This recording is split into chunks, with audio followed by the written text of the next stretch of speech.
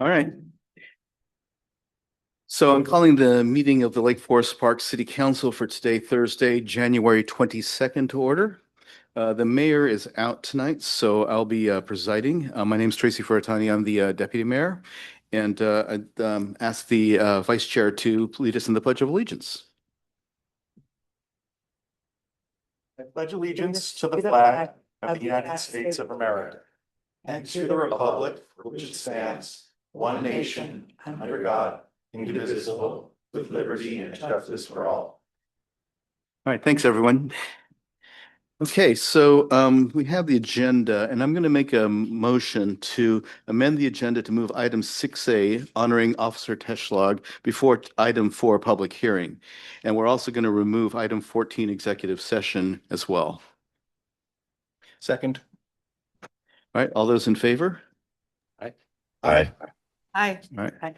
Okay, and all those opposed? All right, agenda is adopted. Okay, so we'll be, let's see, the next item on the agenda, therefore, is in fact the ceremony.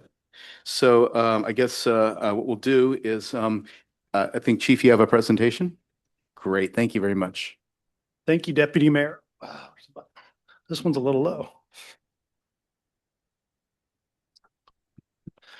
All right, good evening, council and community, friends and family that's out in here in the audience. Craig, come on up here. So it is with great honor that we are here to celebrate the service and retirement of Officer and Detective Craig Teschlag, serving 27 years as a law enforcement officer, with 9 of those years at the city of Lake Forest Park. Craig is a true local. He was born in Edmonds, the youngest of 3 boys, which the boys are here, and the 3rd generation of Teschlags who have served their community or country. His father, Ernest, served 20 years in the United States Army with 3 tours in Southeast Asia. Craig's grandfather served for 35 years with the New York City Fire Department. Craig's mom, Diane, was an elementary school teacher. Craig's parents passed away 20 years ago, but not before they saw Craig find his calling to serve as a police officer. Craig initially grew up in nearby Mountlake Terrace, where his family settled in after his father retired from the Army. Craig's 3 most memorable memories of the time living in Mountlake Terrace was his mom taking him ice skating on the frozen edge of Lake Ballinger when the Hood Canal Bridge blew down in a windstorm, and when the Seattle Supersonics won the World Championship. Craig's family moved to Linwood shortly thereafter. Craig was an all-conference football and baseball player at Linwood High School. His older brothers took paths as engineers, but Craig chose a different career. Craig found his calling to be a police officer during his senior year in high school after a ride-along with a Washington State police trooper.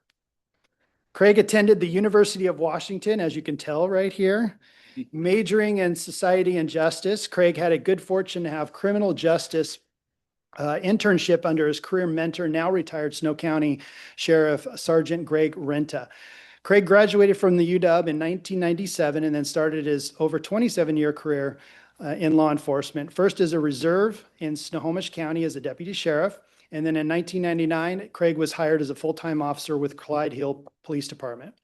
Craig's services at Clyde Hill included serving as a field training officer, eventually attaining the rank of corporal. In 2012, Craig began serving as a detective on the Coalition of Small Cities Major Crimes Task Force. Craig enjoyed serving in a small community, but he desired more from his career. In September of 2016, then Sergeant Harden recruited Craig to lateral over to Lake Forest Park Police Department. Craig served in the patrol division and also continued to serve on the Major Crimes Task Force. Craig's service to the Major Crimes Task Force accumulated in 2025, with Craig serving as the acting commander. When Detective Tony Matthews retired in 2019, Craig became a detective in the investigations unit, fulfilling a dream that started back in his internship under Detective Renta. One of Craig's most satisfying cases was investigating the regional cannabis shop armed robbery spree that came to Lake Forest Park in early 22. Craig interviewed a victim witness who pointed out a garbage bag dropped by one of the suspects. The prime suspect's latent prints were found on this bag, and he later confessed and pled guilty to this and 2 other armed robberies. He was sentenced to decades in prison. Craig has served Before I start there, I just want to say, I don't have this in here, but Craig also worked as a detective when we were having major staffing issues, and he was the sole detective for at least a year and had a caseload of 60 to 75 cases, which is absolutely ridiculous. But he worked his tail off to try and keep up with the demand that we had.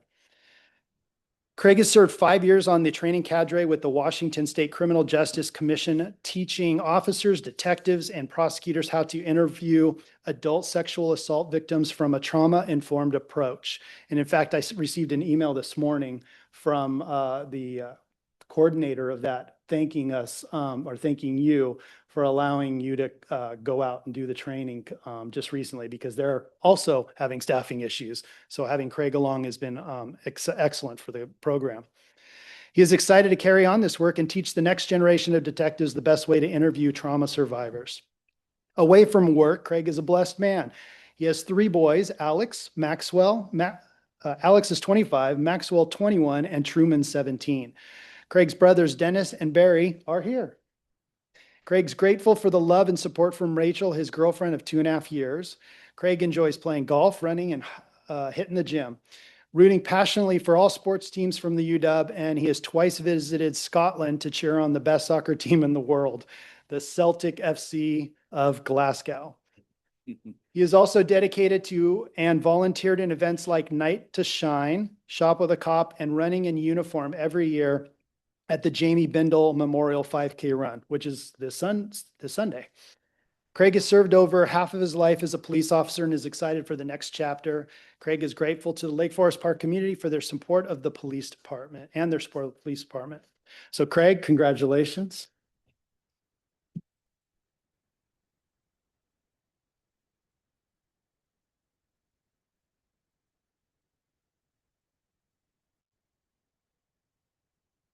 I have a certificate of recognition by the power vested in me and the recognition of your trust, loyalty, and professional service to the police department and to the community of Lake Forest Park.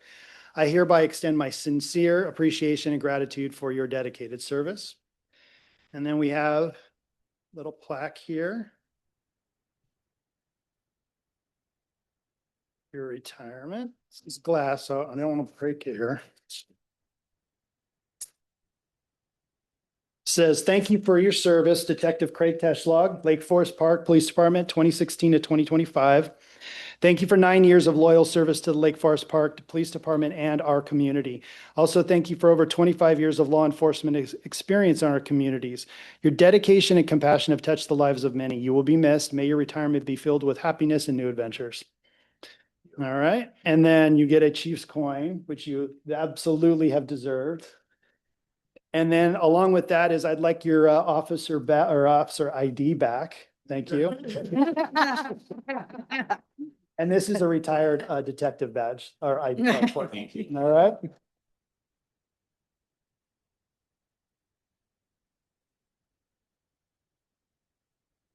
So now I'm going to call up our guild president, Sergeant Jerome Walker. He's here. Paul, good. Thank you. So the guild has for you, we present to you this shadow box, has all your badges and the patches inside of it for you. Wow. Oh. Thank you.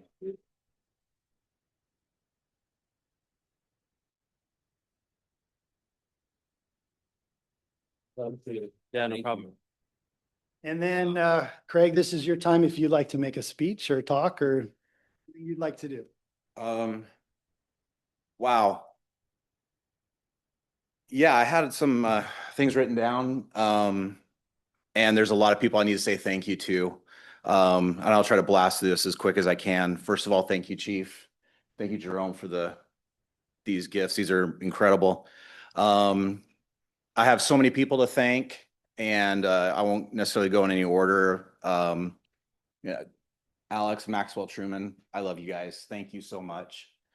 Mom and Dad, who are in heaven watching this, they pushed me to do my best, and I'm grateful for the parental full ride scholarship they paid my brothers and I through UW, you know, so I'm very grateful for that. Greg, thank you for your mentorship, for teaching me and for all the opportunities that you gave me serving under you and learning from you. And I carried those forward.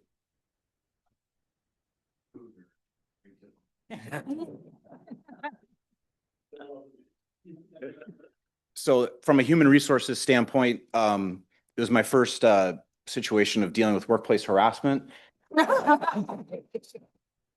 Greg had this crimson and gray bumper sticker in his office, and it said, "Working towards a husky-free Northwest."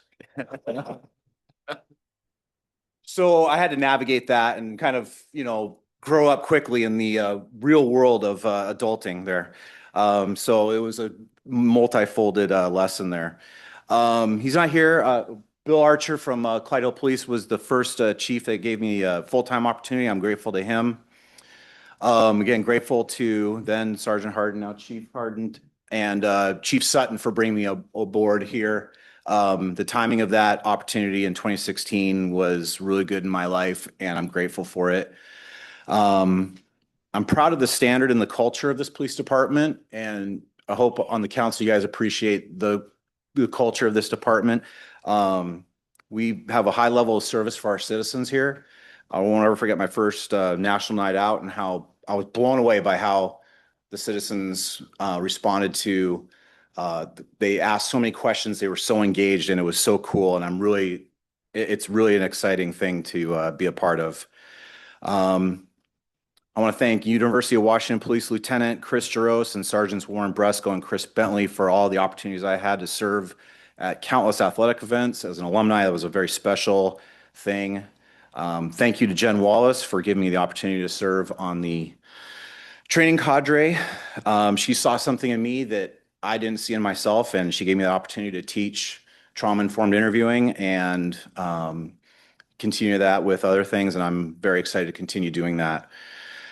Thank you, Rachel, for your unwavering support and your love, and I appreciate you. We all need a friend who we can call anytime, who we can trust unconditionally. That friend in my life is someone who I met, who sat next to me in the Reserve Academy and was also a Reserve Deputy Sheriff, and that's Josh. Thank you for always being there for me and getting through some of the toughest times in my life. Thank you. Thank you. Thank you to my brothers, Dennis and Barry. Thank you for coming up here all the way from Arizona, Dennis, and always being in my corner. Thank you to all my family and friends and colleagues for helping me celebrate these 26 years. If I didn't mention your name, I'm glad you're here and appreciate you. In closing, Mayor's not here, but Mayor French and Ms. Earl, you were here when I was sworn in 9 years ago. Thank you for your service here. And thank you, Mayor and council members. It's been an honor to serve you.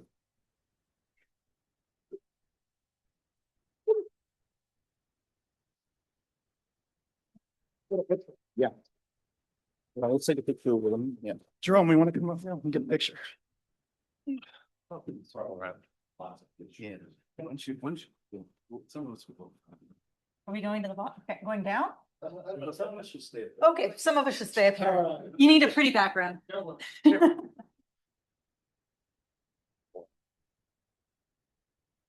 you.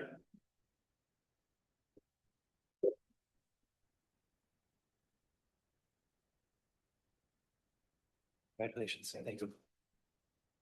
Congratulations. Thank you.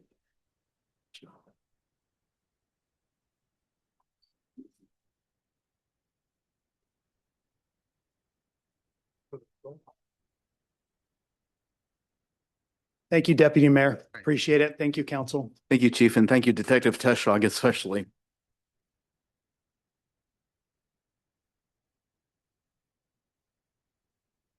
Okay, so we'll move on to the next item on the agenda, which is the public hearing. This is going to be Public Hearing Resolution 262062, considering whether to take a position on Shoreline School District Propositions numbers 1 and 2.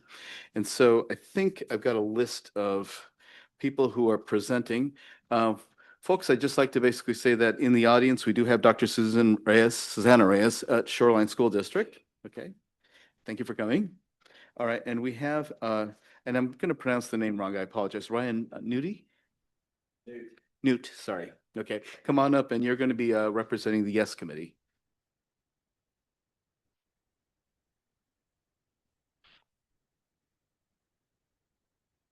Deputy Mayor and council members, thanks so much for considering this resolution tonight. I'm Ryan Newt. I live in Lake Forest Park. I've brought a couple of non-voting age constituents to accompany me here. My oldest son, Henry, in sixth grade at Kellogg, and my youngest, Charlie, who's third grader at Lake Forest Park Elementary. And this year, I had the opportunity to step into some big shoes when I took on the legislative advocacy chair position at Lake Forest Park Elementary. And I don't know if I'm really up to speed yet or not. And I'm just kind of learning about this stuff. But I saw that this was happening tonight and just wanted to come in and talk on behalf of the PTA here at Lake Forest Park Elementary that's voted to endorse and support these two upcoming propositions. Dr. Reyes, of course, is the real expert on all this, and I hope you have some questions for her if there's anything you don't know about yet. I see this went out, got in the mail today, so a lot of people are hopefully reading this helpful stuff and learning about it.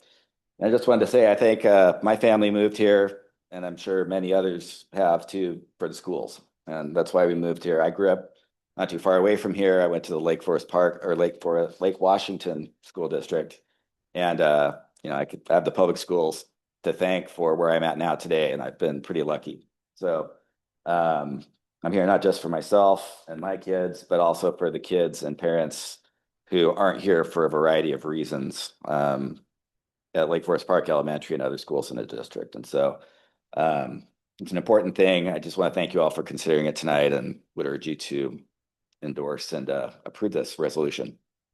Thanks for your time. All right, thank you very much. Appreciate your comment. Okay, so I don't have anybody listed for the con position. Is this anybody in the audience wanting to speak on the con? Okay, I think it's appropriate at this time to mention that we've had a couple of letters from sent to council. Mallory Larson from the Pro Committee, Nate Herzog from the con, taking the con position. So I think it would be appropriate this time. We have questions from the council. Go ahead, Councilmember Good. I know, and when we have questions regarding increasing or levies, we determine how much per an average household this would mean over an annual, like what would it cost an annual family? Do you have any? I mean, is this the right time for that? Yes, That's it the is. I question. was just hoping that whoever spoke would be at the dais. Right. Thank you, Dr. Reyes. Thank you, council members. Dr. Susana Reyes, Superintendent for the Shoreline School District. And if you would provide me just a moment, I can pull up the slides here on my phone and I can speak to the question. Some of the materials that are out on our website, but also in the mailers have the similar information, and they're very accessible. So I have to tippy toe a little bit. And so they're very much available for follow-up from any members of our public if they'd like to. In terms of the overall tax rate over the course, should the two levies be approved by voters over the course of the next 4 years, the grand total that a taxpayer would be paying for the two levies and the existing bonds would range from the first year about $3.20 per $1,000 of assessed value to $3.12 into the future, depending on inflationary rates and other factors per $1,000 of assessed value. So that's kind of numbers there in words. I obviously don't have the visual to share, but that provides you at least the picture, and then people can use the auditor's statement to do the math for what their monthly amount would be. Follow up. Let's go around the Diane. So, Councilmember Riddle. Before a question, there should be a little rocker switched on your lower left that'll, it should take the machine down. If you want to, there you go. Is that more comfortable? Thank you, Councilmember Riddle. I saw that earlier and I forgot about it at this moment. I just want you to feel comfortable. I feel there. tall. Thank you. if you have a chance, on the slides you're looking at, how does that compare since these are replacement levies to the current rate? Great question. The current rate for the 2026 calendar year is a grand total of $3.02 per $1,000 of assessed value. Should the levies be approved next year, it would be approximately $3.20. And then over the following 3 years, it would go down a little bit. We are requesting the maximum authority. And so these numbers could still be reduced depending on what the state allows us to collect, which is dependent on a factor related to the actual authority, but also student enrollment, and it's the lesser of the two. So these totals are estimates and could be a little higher or a little lower, probably a little lower based on kind of our current projections around what's happening with enrollment. Thank you very much. Appreciate it. Anyone else? And I'm looking at Councilmember Muhlenberg too. Okay, and Councilmember Sanders. Okay. I guess we'll head back to Councilmember Good. Okay. So the next question would be, what is the average average house value? Because it comes out to me if $3.20 on $1 million house, that's an additional $3,200 a year. And I have the monthly amount for a home that is assessed at $1 million. The current total monthly amount for the 2026 calendar year is approximately $252 per month. In 2027, should these levies be approved, it would be approximately $267. The following years, about $265, then $263 and $260. All of those are estimates, and obviously every person's home is different depending on a number of factors, but Thank you very much. That helps put it in perspective yeah, thank you. for the average person. Of course. Thank you, Councilmember. All right, so I have a couple of questions. One of them is, what did we vote on in August? Oh my gosh, that's a great question. So in August, in response to legislative changes to the levy lid or the levy authority that was adopted by a bill at the end of April of the last legislative session, it allowed our school district to be able to ask our voters to collect the additional amount that we weren't maximizing already, but also there were changes to the dollar amount per pupil that increased to $500. It increased to about $500 per student, but I don't recall the exact numbers of the variation.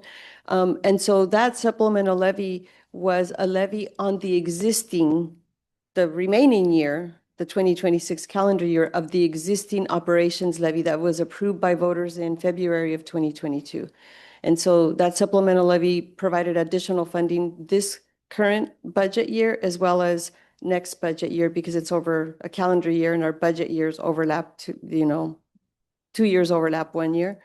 And so that's how that supplemental levy came about. Legislative action, we were eligible. We went out to our voters and asked for a consideration of approving those funds that we were eligible for 1 year. And that expires in December of 2026. So two follow-up questions. And the $3.02 figure includes that Correct. supplemental levy. And then the new levy, if approved, you'd start collecting in January of 2027 then?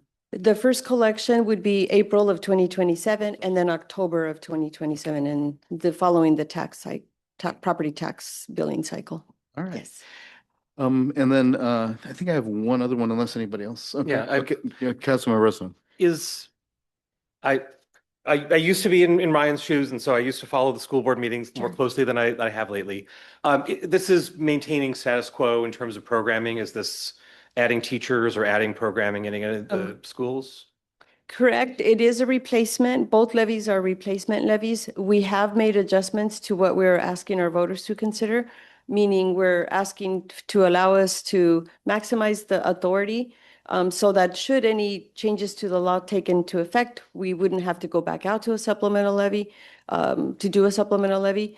And also, we've received a lot of feedback from our community about making sure that we're bringing to our voters what we're able to collect in light of all of the fiscal challenges that the state of Washington is not being able to fully fund education. And so we are asking our community to support that, those changes in these two new levies. They are replacement and there's some adjustments as well. Thanks. Thank you, Councilmember. And then I have one final question, which is, I've seen some material out there that suggests that this is a huge increase compared to the last set of measures that the expired levies from 4 years ago, or expiring. And is there, I don't know what the rate was at the beginning of those levies, but is it a huge increase? The rate in 2020, the total tax rate per $1,000 of assessed value for the three measures, which were the two levies and the current bonds that we're paying off, in 2023 was $3.16 per $1,000 of assessed value. And then in 2026 is $3.02. And like I shared, in the upcoming years, the first year would be about $3.20, and then likely steadily go down. Part of it is because we don't know that we'll be able to actually maximize it depending on what the state allows us to collect, but also we're paying down our bonds. So that also helps maintain the overall tax rate pretty steady. All right, thank you very much. That's helpful. Oh, sorry, Vice Chair Goldman. Yes, so you had mentioned that this is essentially a levy that would maintain the status quo.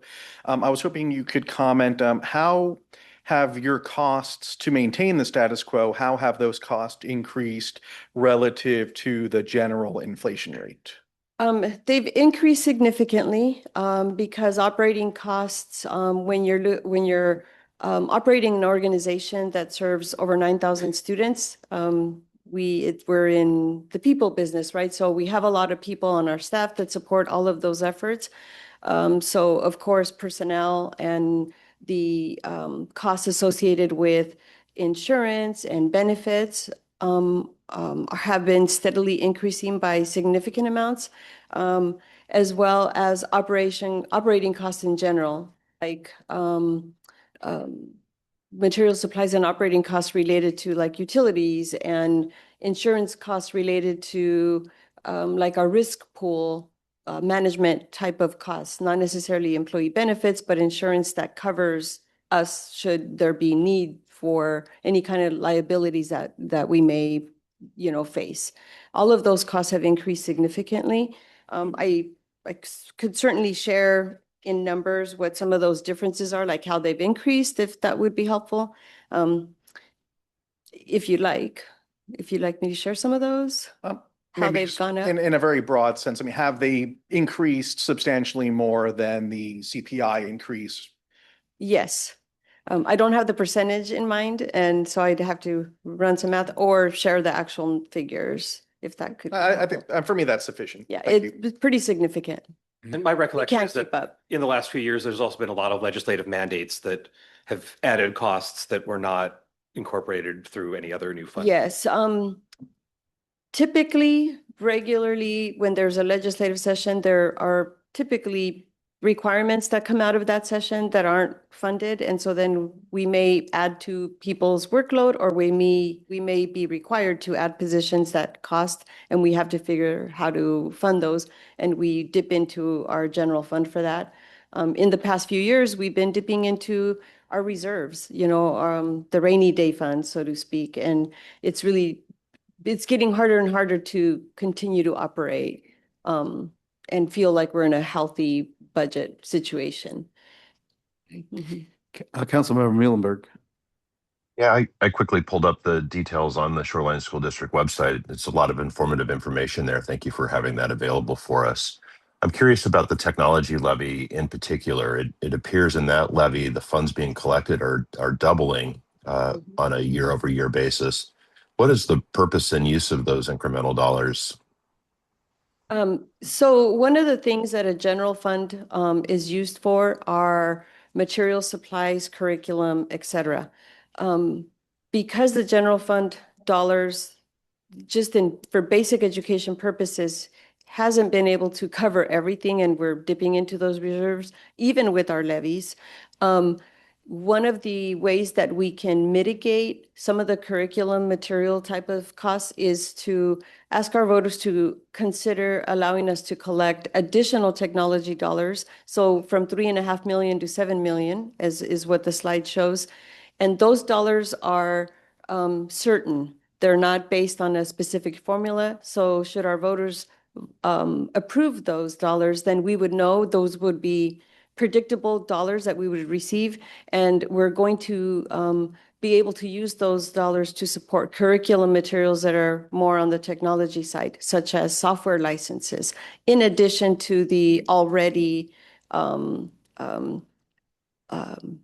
areas of use for those dollars that are related to cybersecurity, our overall infrastructure, software, hardware, our student information system, a lot of different technology type of supports that we have, including technology instruction and professional development for staff, and staff who are paid for out of those funds as well. And so because we're needing to be creative about how we cover our costs, that is one avenue, mechanism that is available to us. And so it's a strategy, again, that we're working to utilize to be able to cover our costs. Hey, I anybody hope that else? was helpful. Yep. Anybody else? Okay, so I think, thank you, Dr. Reyes. I'll you. basically open this now for public comments on this topic. So we will have a public comments for other topics in a little bit. So if you're here for that, hold off on that. This is specifically for Props 1 and 2 on the Shoreline School District ballot coming up. So is there anybody in the audience? Do we have the sign-in sheet?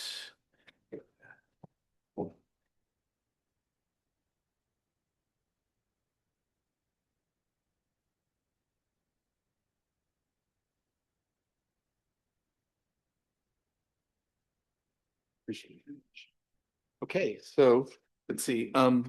So Ryan, did you speak your piece or did you want to give another comment? I think I said everything I need to say. That's good. Okay, fair enough. Okay. So I also have, and I'm going to mispronounce this name too. I apologize. Chrissy Franciscuti? Franciscuti. Sorry about that. Okay. Good evening, Deputy Mayor, council members. Thank you for having this opportunity tonight. I'm Chrissy Franciscuti. I have lived in Lake Forest Park for 30 years, which was shocking when I did that math. I didn't realize I was old enough to have lived somewhere for 30 years. But I've also worked in the Shoreline School District for 29 years, also that. My grandparents moved to Richmond Beach in the 1950s, specifically for the schools.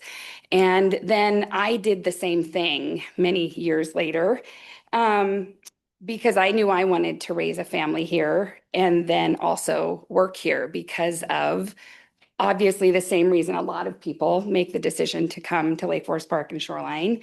And my grandfather taught at Cordell Hall a very long time ago, and I just wanted to carry on that family tradition. We know that people come here.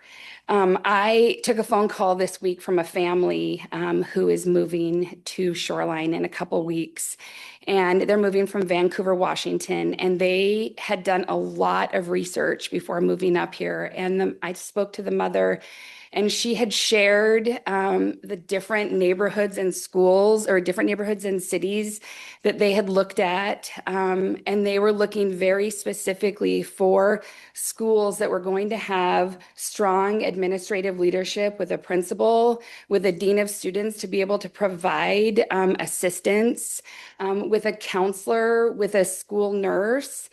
And she said Shoreline was like the one district that seemed to check all the boxes.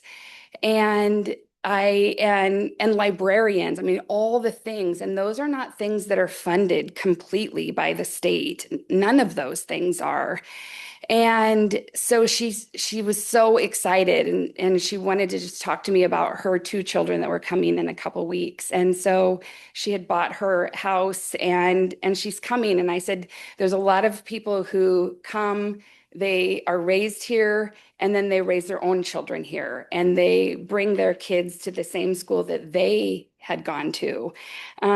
So I know that we have a lot of people aging out, their kids have grown, they're retired, and this is going to be a little bit of a raise in their taxes. But we know that in society where our kids are educated well and they have the mental health supports in schools, that it is good for our entire society. And so I really appreciate the opportunity to ask you for the endorsement on this levy. I think it's really important for the cities of Lake Forest Park and Shoreline that we continue the tradition of strong schools here. So thank you. Thank you very much for your comment. All right, that's the end of my list, but is there anybody else in the audience who would like to give a comment about these two propositions? Okay, seeing none, I'm going to close the comment. And now, part B, we're going to consider, discuss, and or act on this resolution of considering whether to take a position on the Shoreline School District propositions number 1 and 2, and if so, which way?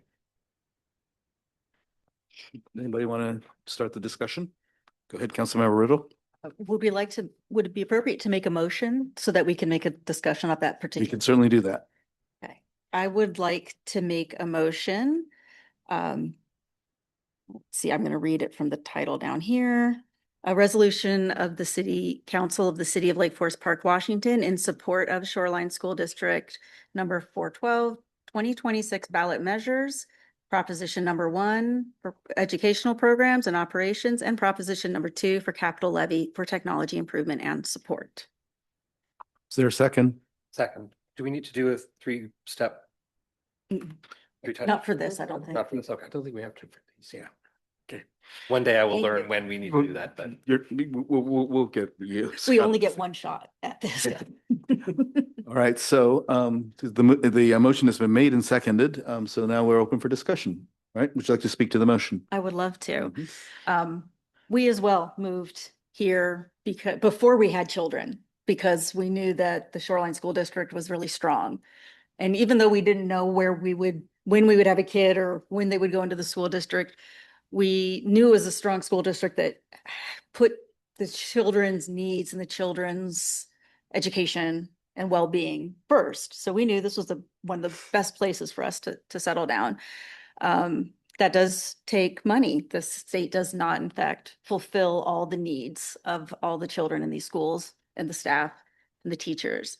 I feel that this is a very moderate increase to where we are right now, and I think you're going to get a lot for it. And so I appreciate the opportunity to have us support both these propositions. Okay. Anyone else? Go ahead. I'll just say, I also, one of the reasons that we moved here was also the schools. But when Lake Forest Park Elementary, our principal went to Lake Forest Park Elementary as a student.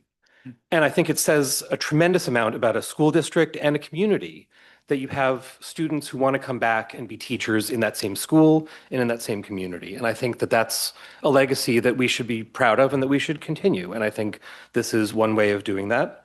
And the schools give a lot back to the community beyond just the schools, right? And I think that's what makes it city council business, that the playgrounds are our parks. We've got partnerships with the middle school for after-school programs, with the elementary schools for pickleball courts and other programs for the community. There's public spaces that people gather outside of class times. So I think there's a lot that comes from that. And there are a lot of alumni from Lake Forest Park Elementary who you run into who are proud to be graduates of Lake Forest. There's not a lot of people who talk about the elementary school that they graduated from, but you run into that here. And I think that that's something we should really be excited about. And I think we can be proud to support.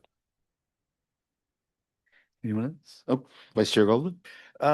Yeah, so when I'm considering a property tax measure, levy, or bond, some of the questions I'm asking myself are, is this a reasonable amount of money? Is it a prudent use of the funds?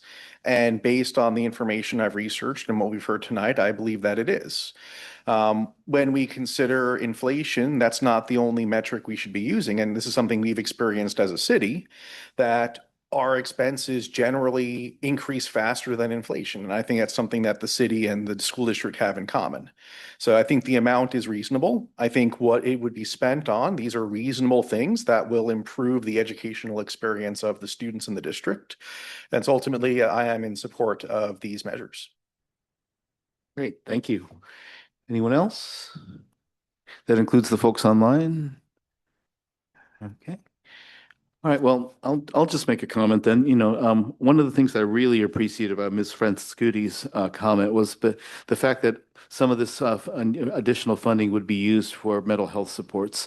I teach the products of the Shoreline School District, and I can't tell you how proud I am of them because they've had a rough time. I mean, they've had the pandemic, they had to navigate social media, they're on their phones, et cetera, et cetera. And the fact that we've got some really, really great, bright students coming up into the college levels is a testament to how well the school district is doing its job, and I'm very happy to support this measure.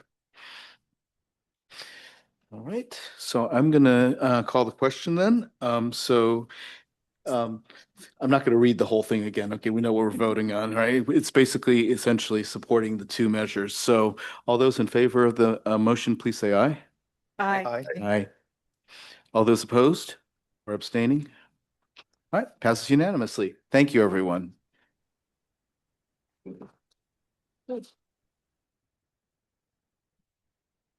Okay, so now moving on with our agenda then. We're opening public comments. So if anybody wants to speak about a topic that's not about the propositions 1 and 2, this is your opportunity. So yeah, Chief is getting me the list.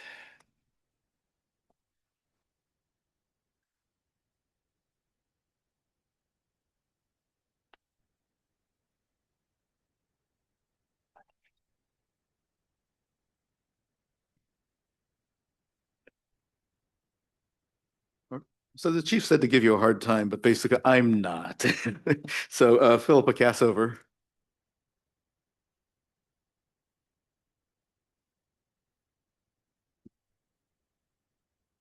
Welcome. Thank you. Good evening, Mayor and Council. As one of the council members who wrote the original welcoming city ordinance, I don't know how many years ago that was now, I felt that I needed to come and say to you tonight that I'm proud that we did that. I'm equally proud that we have a police department that is committed to community policing, that has one of the best relationships with its residents that I think any police department anywhere in the region can boast of. And I am pleased that you have written Resolution 26-2061. And I believe it really represents who we are as a city. So I'm here tonight to just commend you for having this on your agenda and to encourage you to vote in favor of this resolution, and for us as a community to continue to be welcoming, to continue to believe in the rule of law, to believe in community policing, and to honor and protect our police department as well as our community. So that's what I'm here to say tonight, and that'll do it. Thank you. Thank you for your comment. I appreciate it very much. All right, that's all the people that are signed up. Is anybody else? Oh, yes. I should also mention that for the record, Chris Clayson also wrote a comment about propositions 1 and 2. It was about. Sorry, resolution 2061. It wasn't a comment. Was it in favor? I would describe it, he liked what we had done, but wished it was stronger. Okay, fair enough. Thank you so much, Vice Chair. Okay, is there anybody else in the audience who'd like to give a public comment? All right, seeing none, I'm going to close public comment. Okay. All right, moving on. So we have a presentation. I want to call Anne Marie Soto to this. And I think we have a presentation on the Open Public Meetings Act and the Public Records Act. So for those of you in the audience, OPMA is how we abbreviate that because it is such a mouthful, but it is really the basis of our the open meetings that we have and how we have to announce meetings and rules that regard that. Great. Good evening, everyone. I'm Anne Marie Soto. I work at Madrona Law Group with your city attorney, Kim Adams Pratt. I was really excited when I saw this thing, but I should not have worn heels because it's not tall enough for me. But I'm used to it. So, okay. I have a lot to cover tonight, and so I'm going to try to go through it quickly, but comprehensively.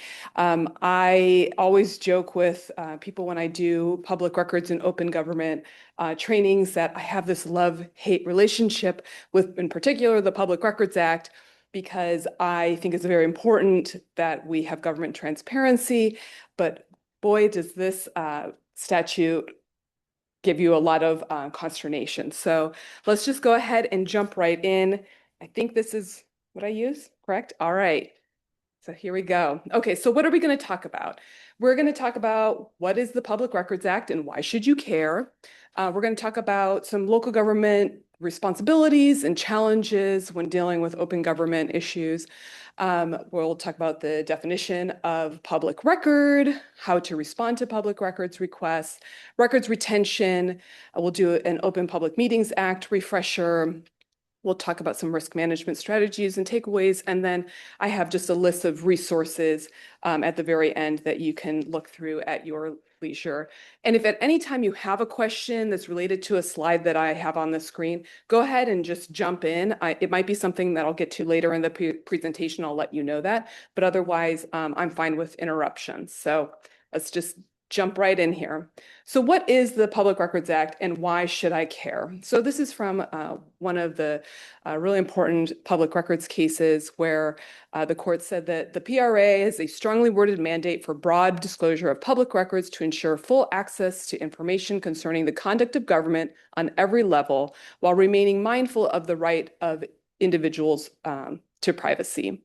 But really, why should you care about that? So the Public Records Act requires that you make your public records available for copying and inspection for anyone who's making a request. It's also really important for all agency employees and elected officials to be familiar with the Public Records Act and your internal procedures. Number one, because everyone has a responsibility with the Public Records Act. Everyone in the agency has a responsibility for responding to public records requests in some way. And training is required for certain people, such as the elected officials and also for your public records officer. But every single employee, every single appointed individual, every single elected official should really be able to understand what are the basics of the Public Records Act, and they should be able to recognize when you receive a public records request. And we'll kind of go over that in a little bit. So another reason that you should care is the Public Records Act has some pretty hefty penalties for violations. And so, we're all human. People make mistakes. I've seen many public records cases and just public records situations where everyone was acting in good faith, but they just made a simple mistake. And unfortunately, even simple mistakes can come with some pretty significant risks. So that's another reason why you should care. And then it's also just really important that you're making sure that you are staying apprised of what the requirements are under the Public Records Act and all of your records management requirements, because doing so helps you to avoid litigation and helps you better prepare for litigation if you get into that unfortunate situation. All right, so let's talk just briefly about your responsibilities and challenges. So these are the responsibilities that are outlined in the PRA. You have to have a Public Records Act policy, which Lake Forest Park does. You have to identify and publicly identify your public records officer so that anyone who's making a public records request knows who to contact if they are making the request or have questions. You have to ensure that your public records officer and all of your members of the governing body have the required training. That training is required within 90 days of taking office and every 4 years thereafter. You have to publish and maintain a list of exemptions that are outside of the Public Records Act. Fortunately, the Washington State Sunshine Committee has that information readily available, as does MRSC. And for those who don't know what I'm talking about, that's the Municipal Resources Services Center. You have to maintain a public records index, so basically saying what records the city has. Sometimes you would even say where you can find them. It's really helpful when those records are available, readily available on the city's website. You have to adopt a public records fee schedule. We'll talk a little bit about fees in a bit. You have to track and log your public records requests and report that to JLARC. And then you also have to retain and maintain your records in accordance with the state retention requirements. So what are some challenges that agencies face? Keeping up with technology is a big one. Just since I've been practicing, there's been so many changes to records. The types of records that you have, things like, your technology that's just changed since COVID, where you're using things like Teams messaging that wasn't really common before, or Slack, or sending text messages and using social media. Those are all things that you just need to make sure that you're staying up on so that you don't get yourself into trouble down the road. Funding and staffing issues. There are a lot of requirements under the Public Records Act that are not, that don't have funding for them. And public records requests can really be time consuming, but there isn't a waiver for responding to requests because people are busy or because it might take too long. And so that's something that a lot of agencies really struggle with, especially smaller agencies that don't have people who are dedicated just to responding to public records requests. Dealing with serial or difficult requesters. That's a really big one. There are some requesters that are well known throughout the state. They have just as much of a right to make public records requests as other people, even if they are people who might be serial litigants. If they're making a public records request, you still have to respond to them. And sometimes it can get challenging because you know these names, and so you're worried that they might be trying to trick the agency, but that's why it's so important that everyone in the agency understand their requirements under the Public Records Act. Maintaining consistent documentation, that is extremely important. I think now that there are reporting requirements, that makes it a little bit easier because everyone kind of knows what needs to be tracked at the very least. But even maintaining consistent documentation when you're working on public records requests, making sure you're documenting where you're searching and who was involved in a request and marking down when records were provided to requesters. That's all really important. Using software such as like GovQA and whatnot, that really does help because it's all built into the system, but just making sure you're being consistent is really important.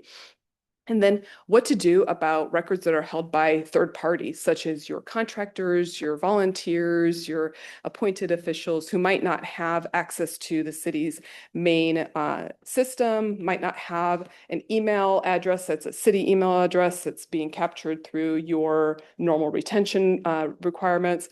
Making sure that you're also aware that you have those records, that you're maintaining them and retaining them, and providing them in response to public records requests when they are responsive. All right, so what is a public record? So you think it would be easy, but it's not really that easy. So this is the definition from the Public Records Act. So it really is any writing, which can include a variety of things, that contains information related to the conduct of government or the performance of any governmental or proprietary function that's prepared, owned, used, or retained by a public agency.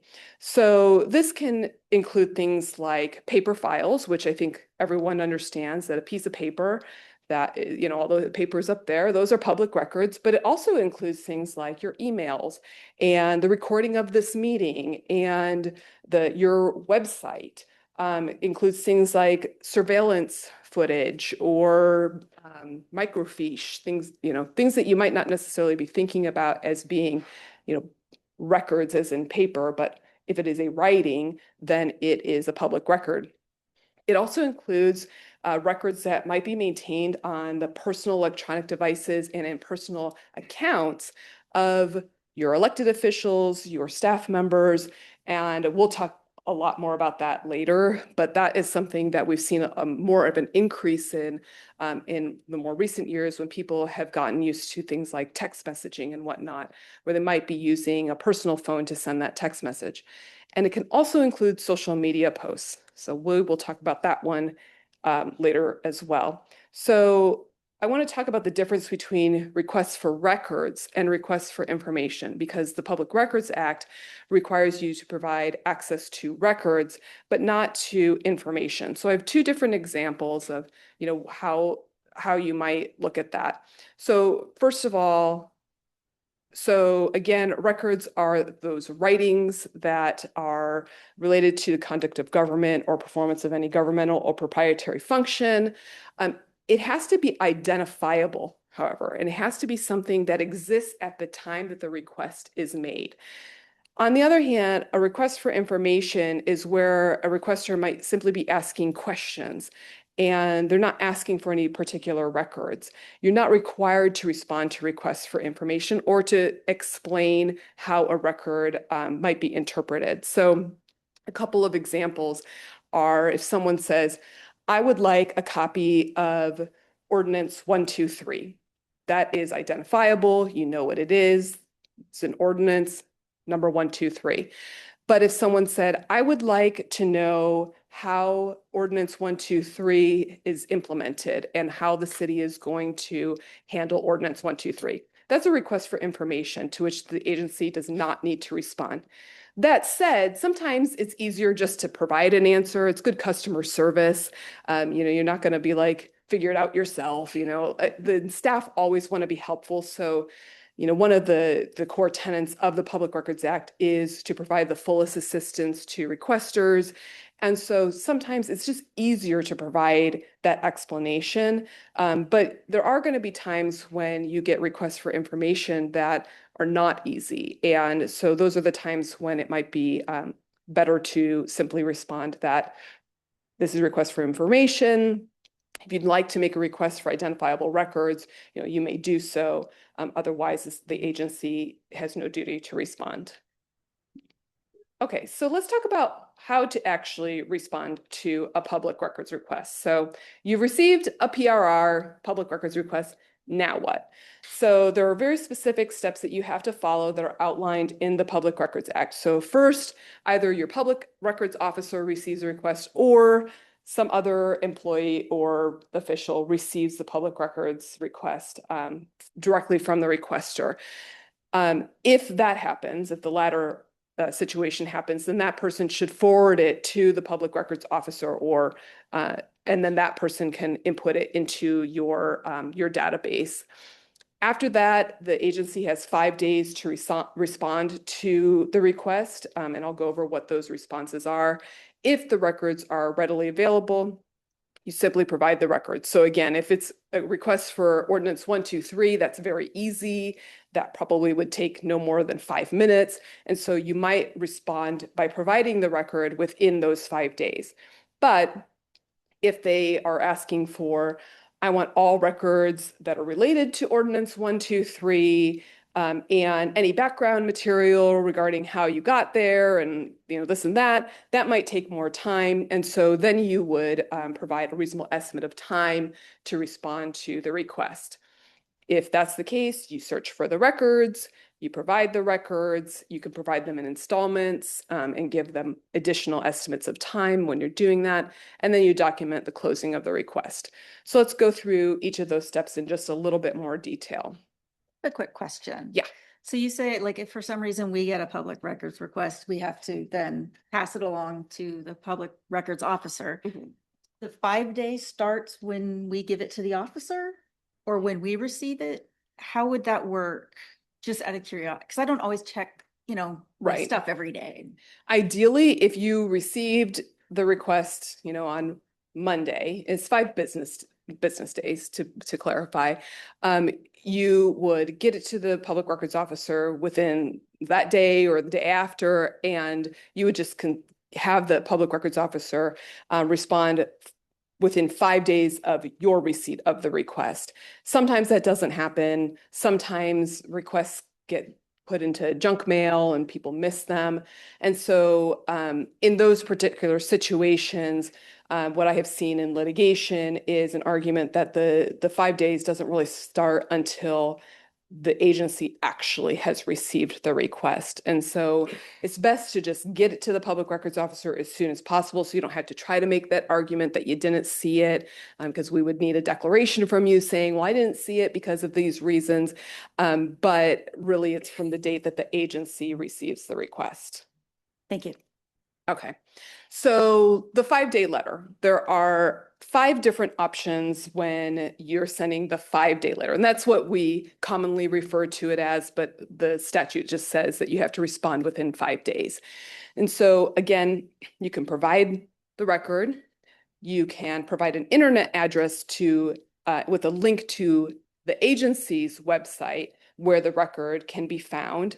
You can't point them to some other agency's website. However, for example, there was a request that was going around the state where a requester was asking for certain audit reports, and agencies were pointing the requester to the state auditor's website. That's not sufficient because you have to point to your own agency's website.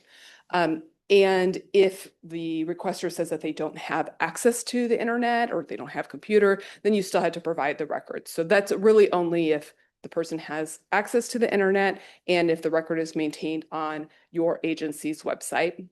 The third option is if the records aren't readily available, you acknowledge receipt of the request and then provide a reasonable estimate of time that you'll need to respond. We'll talk a little bit about how you make that estimate in just a moment. Another option, if the request isn't clear, you can acknowledge receipt of the request and then ask for clarification. Again, providing a reasonable estimate of time required to respond, or you can deny the request. And a denial of the request is when the agency simply does not have the records. So, and you know that, you do your search, you know that you don't have the records, then you would just simply deny the request. So calculating the estimate of time, this is really going to be dependent on the specific records that are requested and what else might be going on with the agency at the time. The focus is that the estimate has to be reasonable. So you can take into account things like the need to provide third-party notice. That's when other individuals might be the subject of a record. Sometimes third-party notice is required. Sometimes it's just advisable. We'll talk more about that in a bit. Whether you need clarification if the request isn't clear, the volume of records that might be involved. Again, going back to my ordinance 123 example, if it's one document that isn't going to take you a lot of time, but if it's a whole collection of documents, it might take you longer. Whether you have to retrieve records from storage, whether you need to redact records or have legal review records, and then other workload considerations. So if your public records officer is on vacation or out on extended leave, or the people who are involved with the records, perhaps someone is asking for information regarding a specific planning file and that individual is gone, your public records officer is there and they can maybe do a keyword search using IT, but they might need to actually talk to like a planner who was involved on the project. So, there are all different reasons as to why you might need to extend out a public records request production. It's really important to, however, not use just blanket estimates like all requests, you just say 30 days, because that's not necessarily reasonable. Again, If it's a one document, is it going to take you 30 days? No. I will say I see that a lot with agencies where they do just use a blanket estimate of time, but it really should be fact specific based on the request and other agency considerations. And then you have to include that estimate of time, even if you don't know how long it's going to take. Really, it's how long is it going to take you to provide that next follow-up? If it's going to be 3 days, then use 3 days. If it's going to be 60 days, because you know that this request is really voluminous, you've got other requests in front of it, that might be a reasonable estimate of time, but you always have to include an estimate, and you can always extend it if needed. So clarification. Again, there are going to be times when a request is not clear. Maybe the language that is used doesn't, no one knows what the requester is talking about, or they use language that, it could be interpreted different ways. And so seeking clarification can really help not only the requester, but also the agency. So again, you still have to include your estimate of time. If you ask for clarification and the entire request is unclear, so you have no idea what the requester is asking for, if the requester does not respond to your request for clarification, then you don't have to process the remainder of the request. But if there's a portion of the request that is unclear, but the rest of it is clear, so for example, I'd like a copy of Ordinance 123 and those other documents that the council was discussing at that one meeting. Well, what does that mean? You know what Ordinance 123 is, but the other documents that the council was discussing, you might not know what they're referring to. So if you ask for clarification and they don't respond, you would still provide them a copy of that ordinance and then close the rest of the request. Sometimes it's helpful to ask the requester when you're asking for clarification for suggestions on search terms and places to look, because that really can help put a little bit more context into the request and what they're seeking. So there are a lot of benefits to seeking clarification. It can help to narrow the scope of a request. It can ensure that a requester is only getting the records that they truly want and that they're paying for just the records that they truly want, rather than giving them, thousands and thousands of pages when maybe they were really only looking for 10 pages out of that thousands of pages. So that is just, one of the reasons why you might do that. It also helps for prompter disclosure. So the Public Records Act requires prompt disclosure of records. Well, if you're having to gather around 10,000 pages, that's going to take you a really long time. But, if they clarify that, oh, really, I just want this one document, then you can get that to them a lot faster. All right. Third-party notice. So again, this is when there may be a record that pertains to a particular person. There are times when notice is required. So for example, when records are found exclusively in an employee personnel file, and I truly mean exclusively. So if something is in multiple places, then this requirement wouldn't apply. If the request is for an investigation to a workplace sexual harassment or stalking, that particular requirement only applies to state agencies, but it's still a good idea to provide that notice even for City of Lake Forest Park if it would apply. And there might be times that your collective bargaining agreements require notice. So when you're giving that third-party notice, really what you're doing is you're giving that individual who the record pertains an opportunity to seek an injunction if they want to try to prevent the release of those records. So for example, if the record is maybe particularly private and has information in it that, an individual might not want to be released to the public, they might try to get an injunction. Usually you would give about 10 days. You can get an injunction or at least a temporary restraining order relatively quickly. But, that's just the suggestion. often what I'll see is you give that notice and you say 10 days, and then the person gets an attorney and the attorney says, can I get a little bit more time? And so you would just provide notice to the requester that you're extending it out a bit because they're going to be seeking an injunction.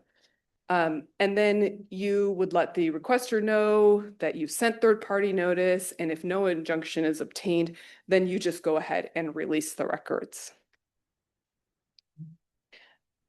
All right, so then next you have your search for records. So again, there are going to be times that it's not simply Ordinance 123, it's going to be in all the other stuff related to Ordinance 123. So you actually have to conduct a search.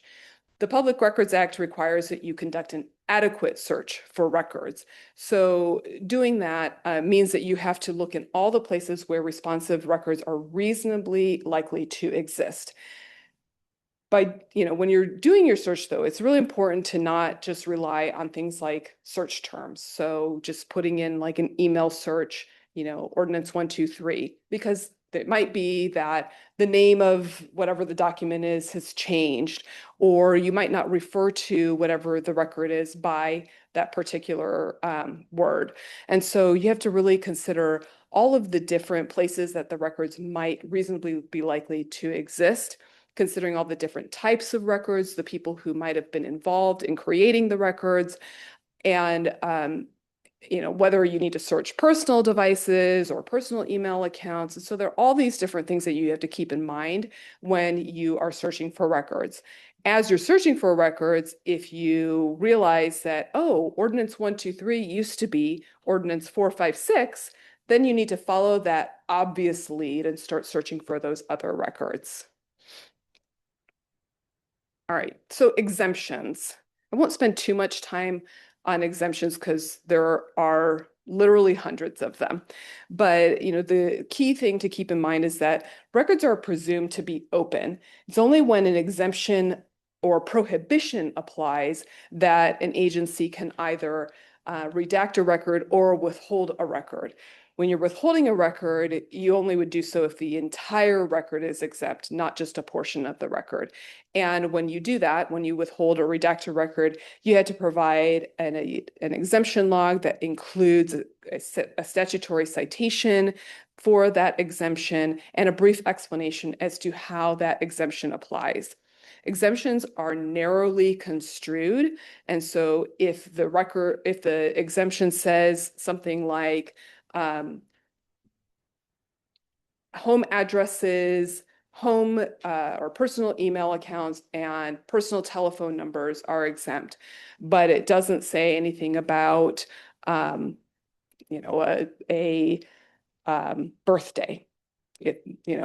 Then the birthday cannot be redacted, even if, it's something that people might think of as being private.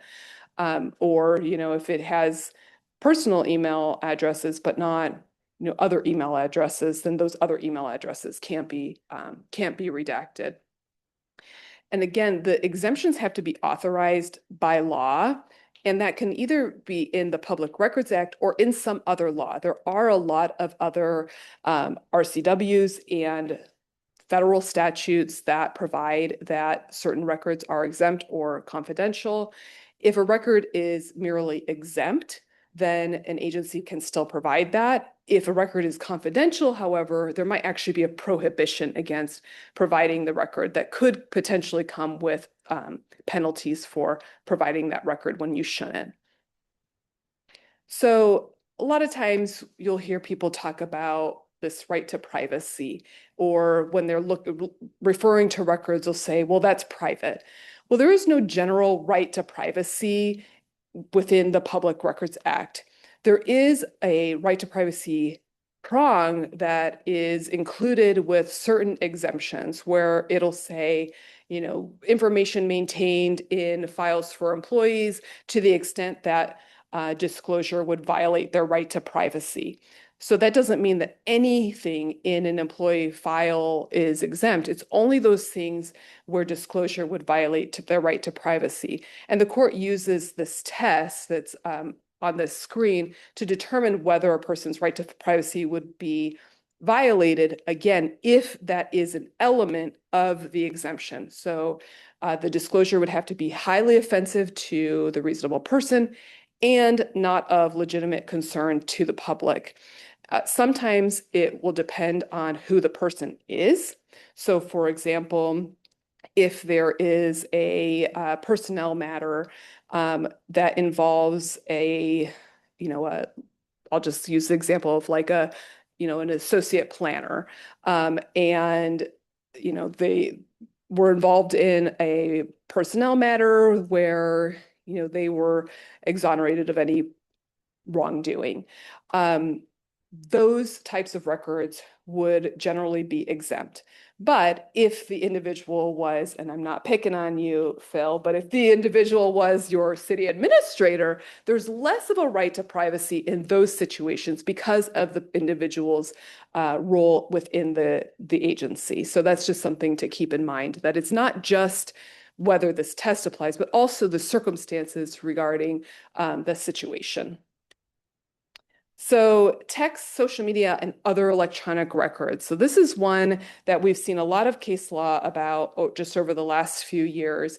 And I think a lot of it is because there is more of a use of text messages and social media. So one thing to keep in mind is that text messages, social media, emails on your personal accounts may be public records if they first meet that definition that they are, related to the conduct of government or the performance of any proprietary or governmental function.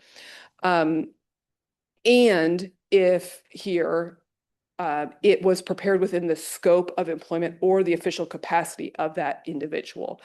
And what the courts look to when they're making that determination is whether the position requires them to create that type of record, that when the agency directs it, or when it furthers the agency's interests. So we have seen a lot of cases that analyze these particular situations where certain social media posts and text messages have been found to be public records, again, when it was created within the scope of that individual's employment or official capacity. If there is a search for public records on a personal account, on a personal device, on a personal social media account, then the individual who's doing that search is required to fill out an affidavit that's referred to as a Nissen affidavit. That comes from Nissen versus Pierce County. That really just details how and where that person searched for responsive records. Because this is something that we're seeing more and more of, it's really important to have policies in place as to how you maintain and capture these records so that if there is a request, then you're making sure that you're including them within your search, and also retaining those records as required under the state retention requirements. So providing electronic records, this is something that we see more of, especially now that a lot of agencies are using software such as GovQA that makes it easier to provide records. If the requester is asking, however, for the records to be in a particular format or to be provided electronically, the agency should do that when it's feasible.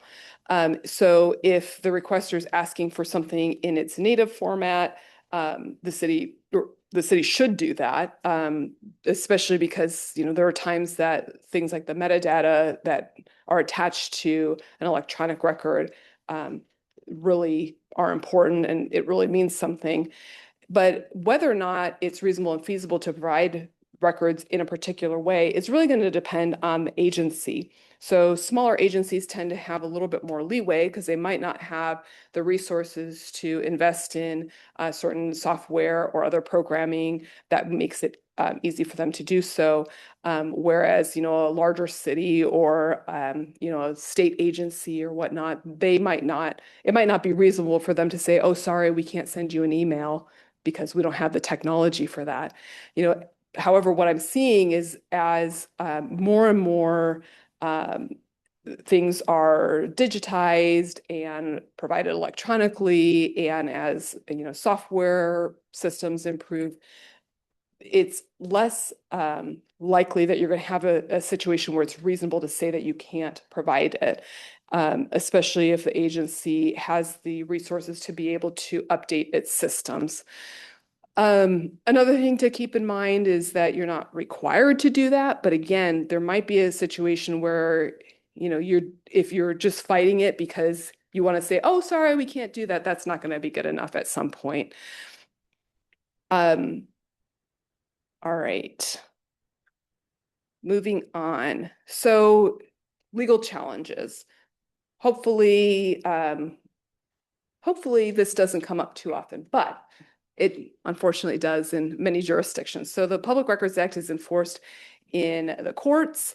They can order a variety of different remedies, including levying fines against an agency for violations up to $100 a day. They can also award attorney's fees and costs to prevailing requesters in a public records challenge. On the flip side, agencies are not entitled to their attorney's fees and costs if they prevail. So that's one thing to keep in mind.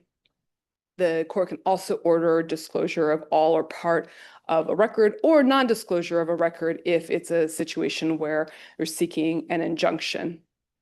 Outside of the Public Records Act, there's also penalties for and criminal liability for willful destruction or alteration of a public record. That is not something that comes up as part of the public records case, however, so we have seen cases where there was a willful destruction of a record that, you know, someone knew was responsive to a request, but it was destroyed before it could be provided to the requester, and the courts have said that may be a criminal issue, but it's not part of the Public Records Act. And there's also a 1-year statute of limitations for public records lawsuits. That really is triggered when from the date that the agency claims an exemption, or when the agency last produces records on an installment basis, or when the agency makes its final definitive response and it becomes clear that the agency intends to no longer respond to the request. So, you know, for example, if a requester is waiting for an installment and the date passes and they, send an email to the agency and say, hello, where are my records? And the agency ignores them and they follow up again, hello, where are my records? And the agency still doesn't respond. The statute of limitations would be triggered at that time that it was clear that the agency wasn't going to respond any further to the request. Agencies can also have internal procedures for like administrative review of public records challenges. However, those can only be voluntary. They can't be mandatory and prevent someone from bringing a suit before they exhaust an agency's administrative procedure. So that's just something to keep in mind. However, it's still helpful to have those administrative policies because it could, really help you to avoid litigation, especially if it's something like a simple mistake. Maybe the agency interpreted a request wrong, or, maybe there was the agency thought they were providing the records that the requester was asking for, but there was like a snafu with the transmittal. So, having those types of administrative procedures can still be really helpful. It's just that you can't have them be mandatory. So review in Superior Court, the courts will look at a couple of different things. So there are only a few causes of action under the Public Records Act. That's denial of the opportunity to inspect or copy a record, failure to provide a reasonable estimate of time, or failure to provide a reasonable estimate of charges. I will say, I don't think I've ever seen that third one in litigation. And I'm not talking about just cases that I've handled, but even just cases that I've read. But the first two do come up pretty frequently. So the suits filed in the county where the records are maintained, and the burden of proof is on the agency. So that's something to keep in mind. The agency has to prove that it properly responded to the request by doing an adequate search, by providing the records that were requested, by responding timely, those types of things. And then the agency or a third party can seek an injunction to prevent the release of records, or the agency can even ask for the court's clarification as to whether or not a record, whether or not a record should be provided. One thing to keep in mind is that there is no liability for releasing records in good faith. So if a record is exempt and, maybe it could have been redacted, but the agency didn't, they just provided it, and the person who was the subject of that record feels that that should not have been provided, it was, their private information or whatnot, there is no liability for providing that record in good faith. However, if a record was confidential and there's a prohibition against providing the record, and that prohibition includes potential penalties, then there could be some liability. So that's just something to keep in mind. All right, fees and penalties, and we're almost done with public records, and then we're going to jump over to open public meetings. All right, so agencies can charge for records. There are two ways of doing that, either by using the default fees that are in the Public Records Act itself, or the agencies can determine what the actual cost is of providing records pursuant to a policy that has been adopted. I'm seeing more agencies doing that, getting pretty sophisticated as to figuring out how much it costs them to provide records. And I think that has been very successful in a lot of agencies. I haven't seen that challenged yet. But, I think you're seeing that people are paying for their records, and really it helps to narrow the scope, again, because they don't want to pay for records that they don't really need. Can also require a deposit of up to 10%. But you're really going to only want to do that if you know that it's going to be a large volume of records. Requesters can ask to inspect records during normal agency business hours. There's no charge to do that, and you have to make your copying facilities available to them if they want to make copies while they are using the agency's facilities to inspect. You still charge them for that as you would anybody else, but you don't have to do so if allowing them to use your agency copying facilities would be unreasonably disruptive. So, for example, if you're working on some really large packet and you're making all these copies and you're right in the middle of doing it, and the requester is like, I want to make these copies right now, if that would be unreasonably disruptive, you could potentially ask them to come back at a different time. Unfortunately, the Public Records Act does not have a mechanism to collect on unpaid public records balances. If a requester is given an estimate and told, you can pick up these records, it costs $10, and they never pay the $10, you don't have to provide them with the records. But if some agencies will provide the records and then say, and now you owe us $10 on it, there's no mechanism to collect on that. So penalties generally, as I mentioned earlier, courts can award penalties of up to $100 per day per record for every day that a record was wrongfully withheld from them. That can also be calculated on a per page basis. It really is up to the discretion of the court. When doing this, the court will often look at the cost per capita in that jurisdiction. And so usually that ends up being no more than a couple of dollars per resident when they do a per capita analysis. The requester doesn't have to have any damages. So that's something to keep in mind, that, even if they have no interest in the records and they're simply doing it because they're thinking they can trick an agency, it doesn't matter. If the agency made a mistake, then they may still be subject to a penalty. There are mitigating and aggravating factors that can reduce or increase the penalty, but there are certain situations where there will be no penalty, such as if it was simply that there was no 5-day letter that was provided, there's no penalty for that. So just very, very briefly on the aggravating factors. So these are the things that would increase the penalty. This is going to be things like the agency's lack of strict compliance, agency being negligent or operating in bad faith, being dishonest, not having an adequate search. Those are things that might increase your penalty. On the flip side, for mitigating factors, things like the agency's helpfulness to a requester might decrease your penalties. Having proper training, help the reasonableness of your explanation as to why there was a violation. Those are things that the court will look at. So retaining public records. So this is found in Chapter 14 RCW. Agencies are required to retain its records in accordance with the retention schedules that are published by the Secretary of State. After the retention period has ended, then the records can either be destroyed per the retention schedule requirements, or they're transferred to the state archives. Those are things that are things of public importance that you're going to want to make sure that you maintain. So a couple public records strategies and takeaways.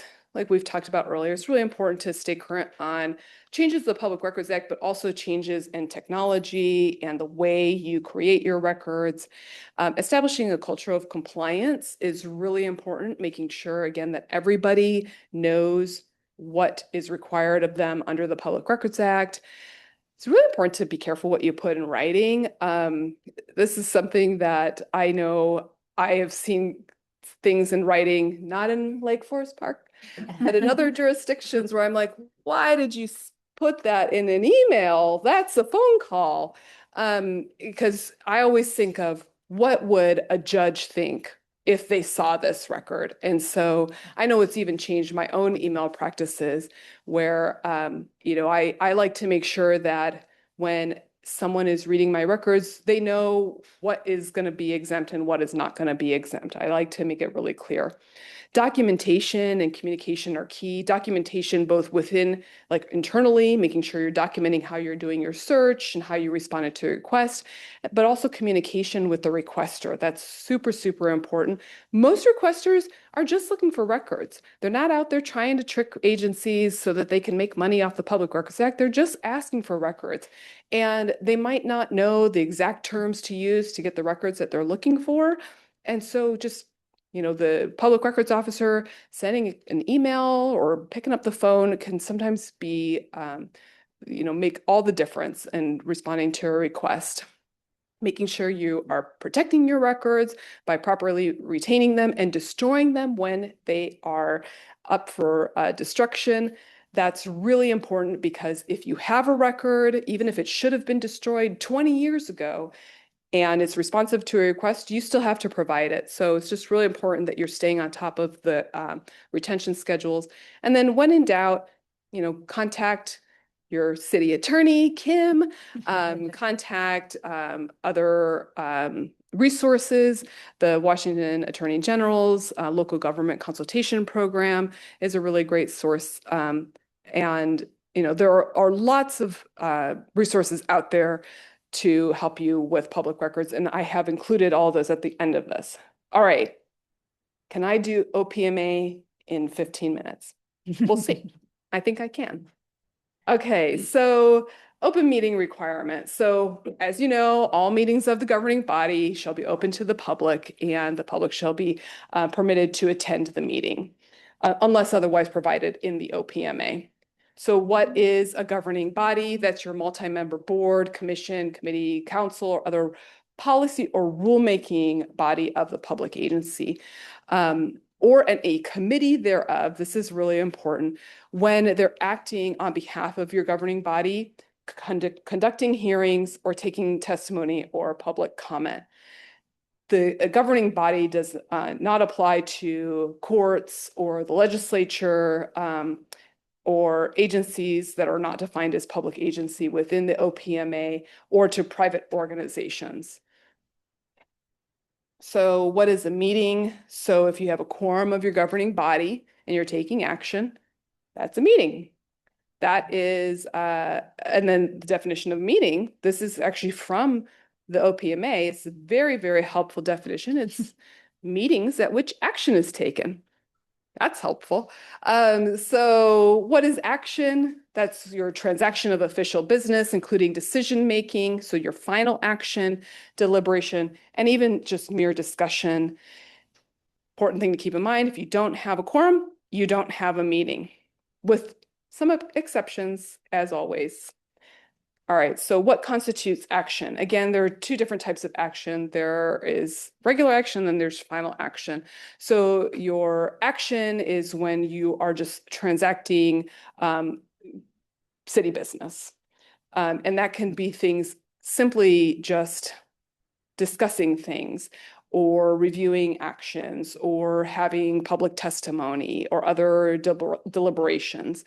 It can also include final action. Final action is that collective positive or negative vote, or an actual vote by a majority of your governing body. All final action has to be taken at an open meeting. So a couple of examples of meetings that people don't necessarily think of as being meetings.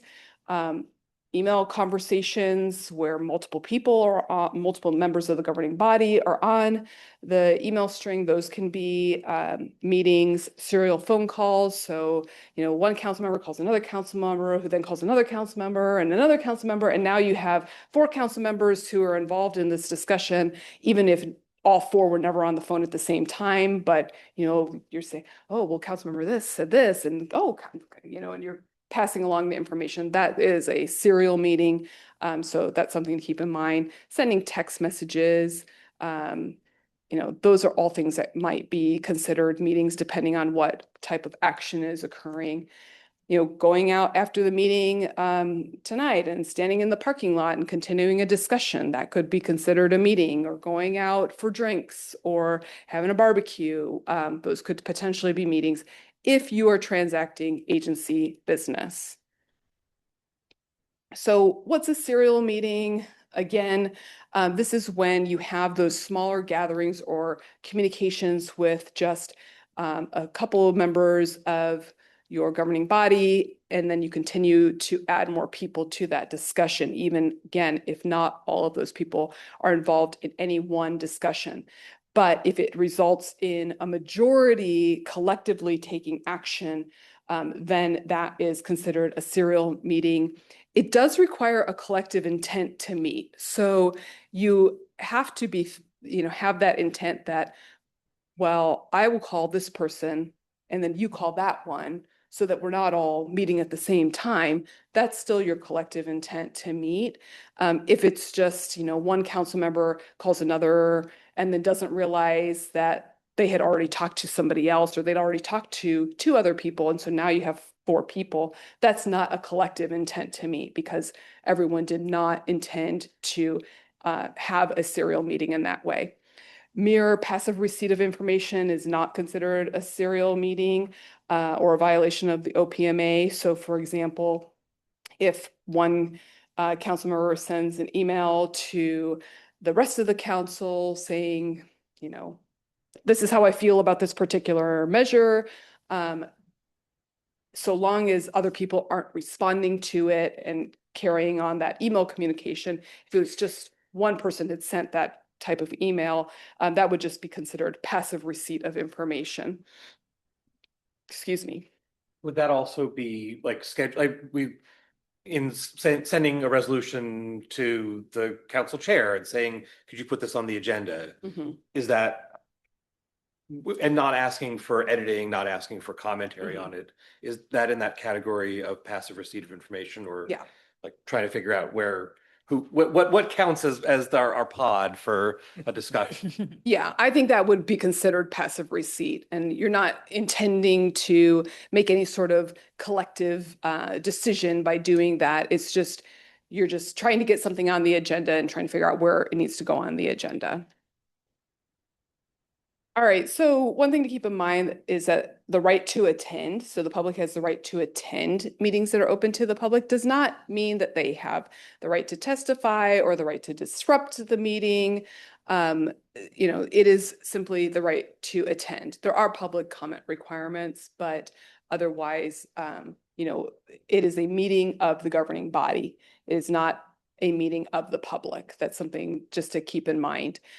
You can't require people, however, to take certain actions to attend the meetings. You can't require that they sign in or that they fill out any particular thing. I know a lot of agencies will have people come up during their public comment and give their address and whatnot. That's really helpful so that you can follow up after the meeting and give the person maybe the information that they were speaking about during the public comment, but they're not required to give their address. And if they refuse to give their address, you can't say, well, then you can't speak. It doesn't work that way. The public also has the right to record so long as it's not disruptive. So yes. So on point 3, I'm wondering, some cities allow electronic, sorry, got a frog in my throat. Some cities can allow public comment through Zoom or whatever. Can you precondition, basically, since with that kind of technology, they have to sign in, does that violate that idea?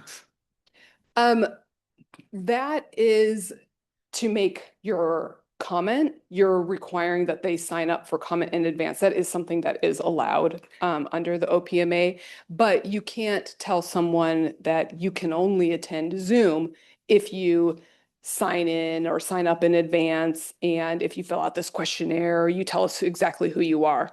So, a person could come anonymously, but they would, you could still have other limitations on how you receive your public comments. Okay, thanks. All right. So special meetings, these are, again, really super helpful definition in the public or in the OPMA. Special meetings are meetings that are not regularly scheduled. So there you go. You have to give 24 hours notice prior to a special meeting, and the agenda for the special meeting has to say what you're going to be talking about. You can only then take final action on items that are listed on the agenda. So that's something to keep in mind, that there might be other things that come up during the meeting that you might still be able to speak to. You just can't take final action on it. If there's some emergency, however, and there's potential impending injury or damage, then notice is not required. Agendas. So you have to make your agendas for all regular meetings available online within 24 hours in advance of the meeting.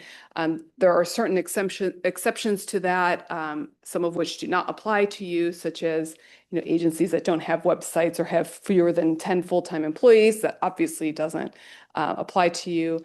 You can also still make changes to your agenda, which happens all the time. And you can add items to the agenda or take items off of the agenda.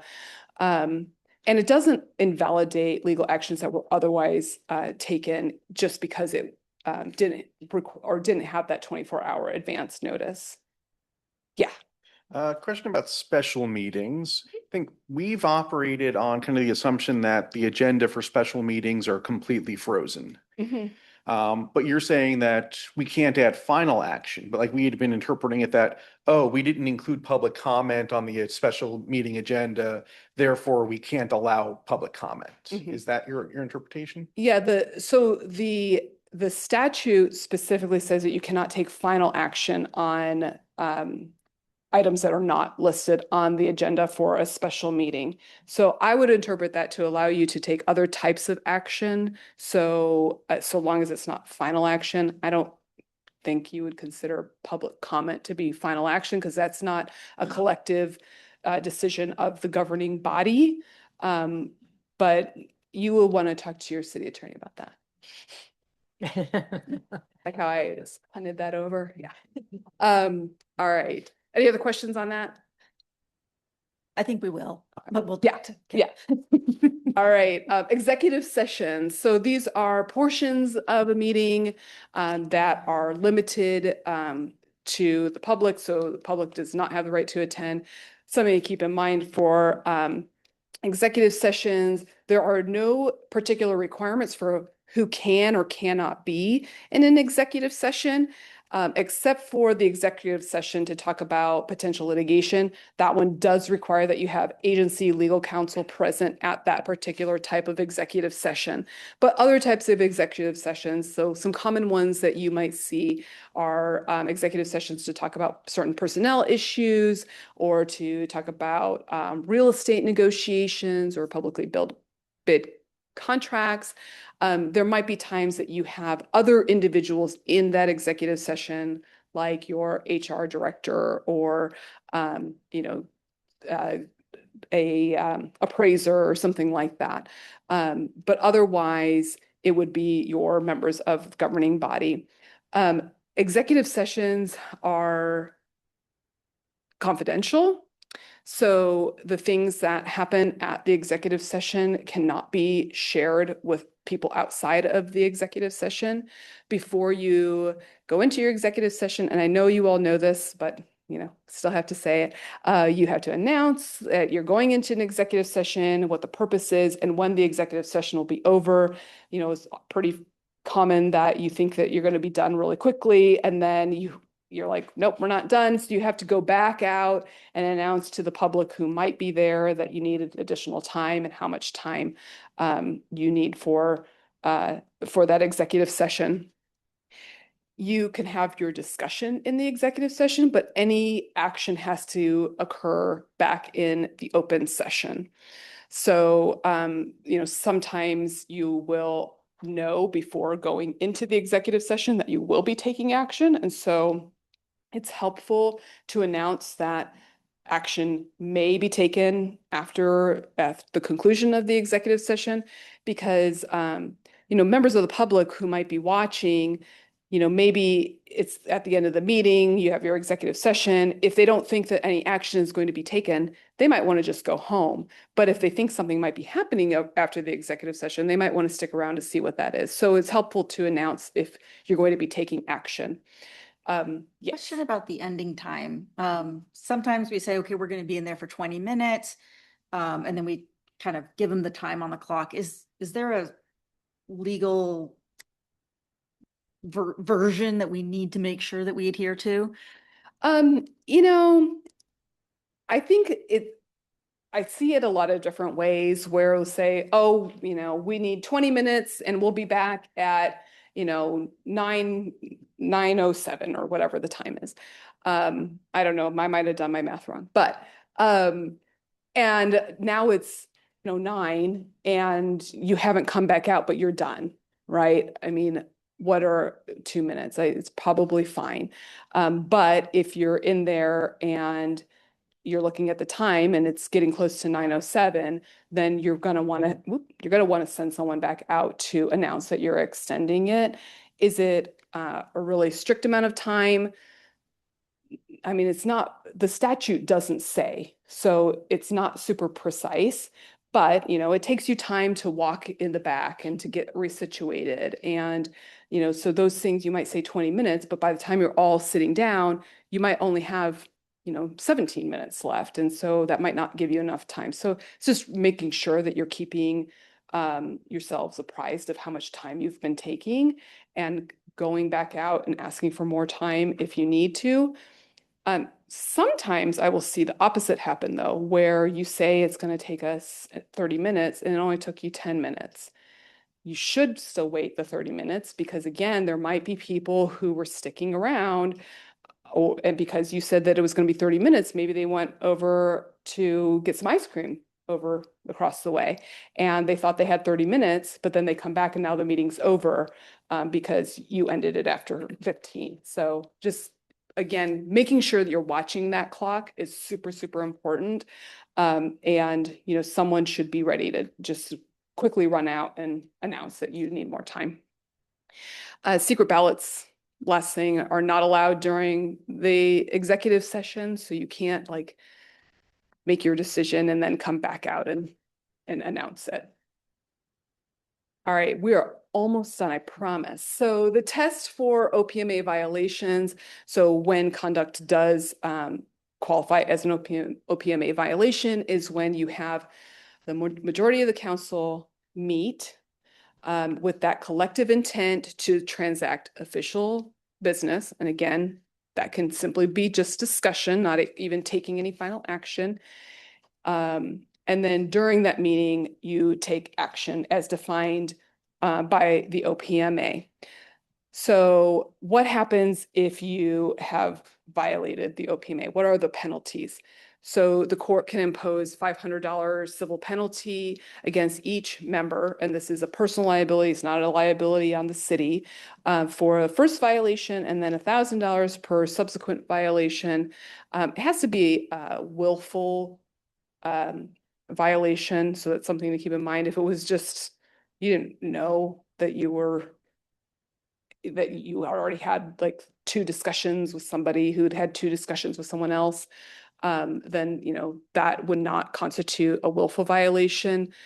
The court can also award costs and attorney's fees to a person who is successful, the prevailing party in an OPMA challenge. Again, flip side is agency doesn't get its attorney's fees if it prevails in the action, unless it's like a sanctions situation, like, where a litigation was sought purely for like harassment or something like that. The action that's taken at the meeting can be declared null and void. One thing to kind of think about with that, though, is, that's easy to conceptualize when you're dealing with actual final action, so an actual final decision that was made.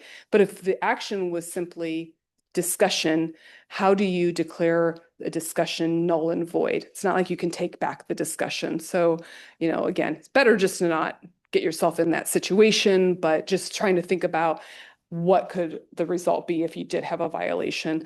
That's something to keep in mind.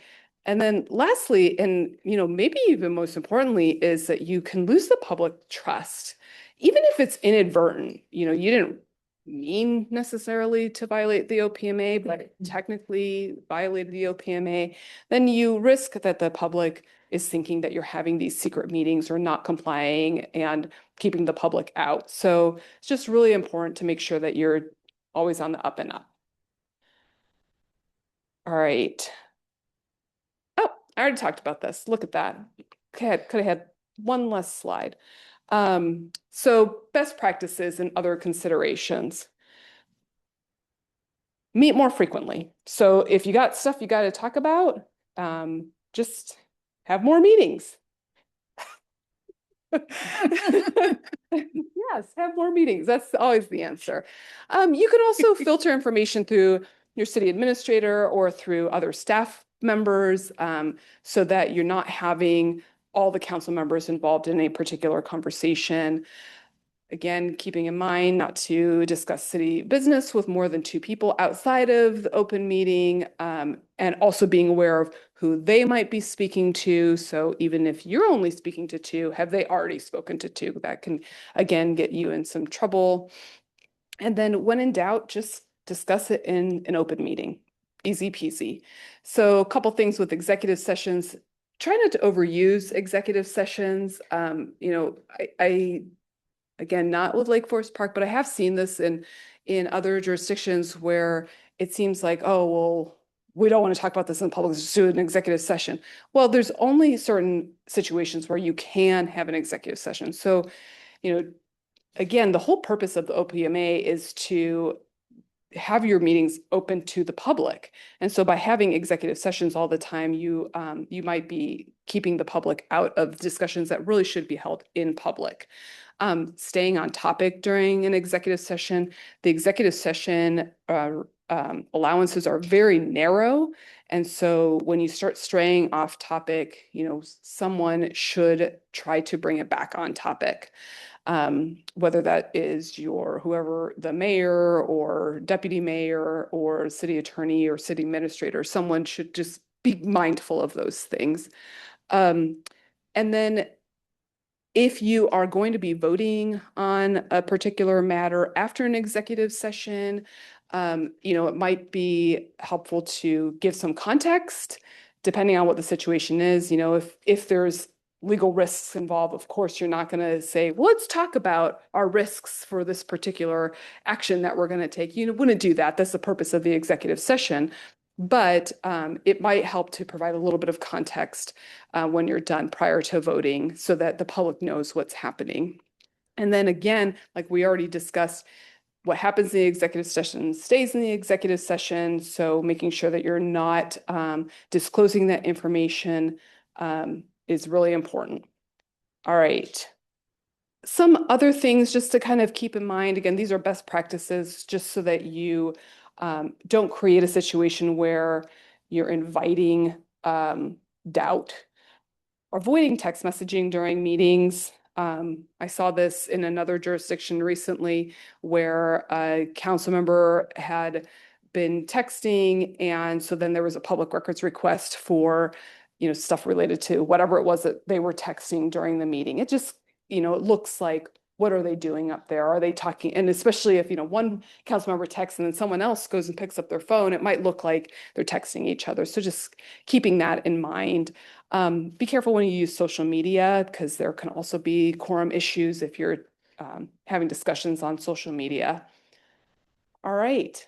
And with that, here's a whole list of resources that I think are really helpful that I refer to really frequently. There's so much information here. I could have gone on for longer, but you guys might kill me, so I won't do that. But if you have any other questions, I'm here to answer them. Otherwise, here's my contact information, or you can always contact Kim and let me know. All right, well, thank you so much, Ms. Soto. Does anybody have any questions for Attorney Soto before she goes?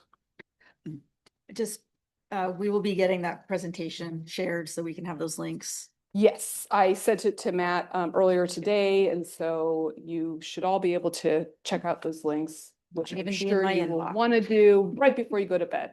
Or send a public records request. It's a request. There you go.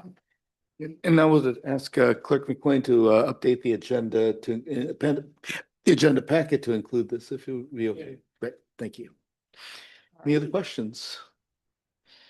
Right, well, thank you so much. Welcome. Really appreciate it. So long, but there's a lot of information. There's a lot of information. No, and the information is good and we all need to know this, so thank you. Okay, so moving on then, I've asked Councilmember Rosno to read the proclamation recognizing February 2026 as Black History Month. Thank you.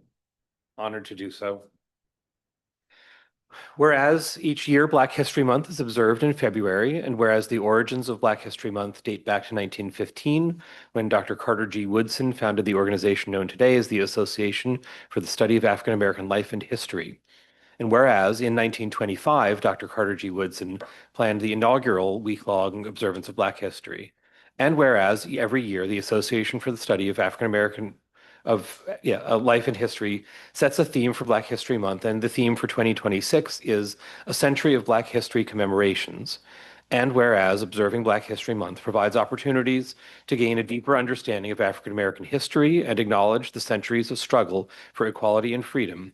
And whereas Black History Month also celebrates the achievements and contributions that African Americans have made in shaping our country, society, and communities.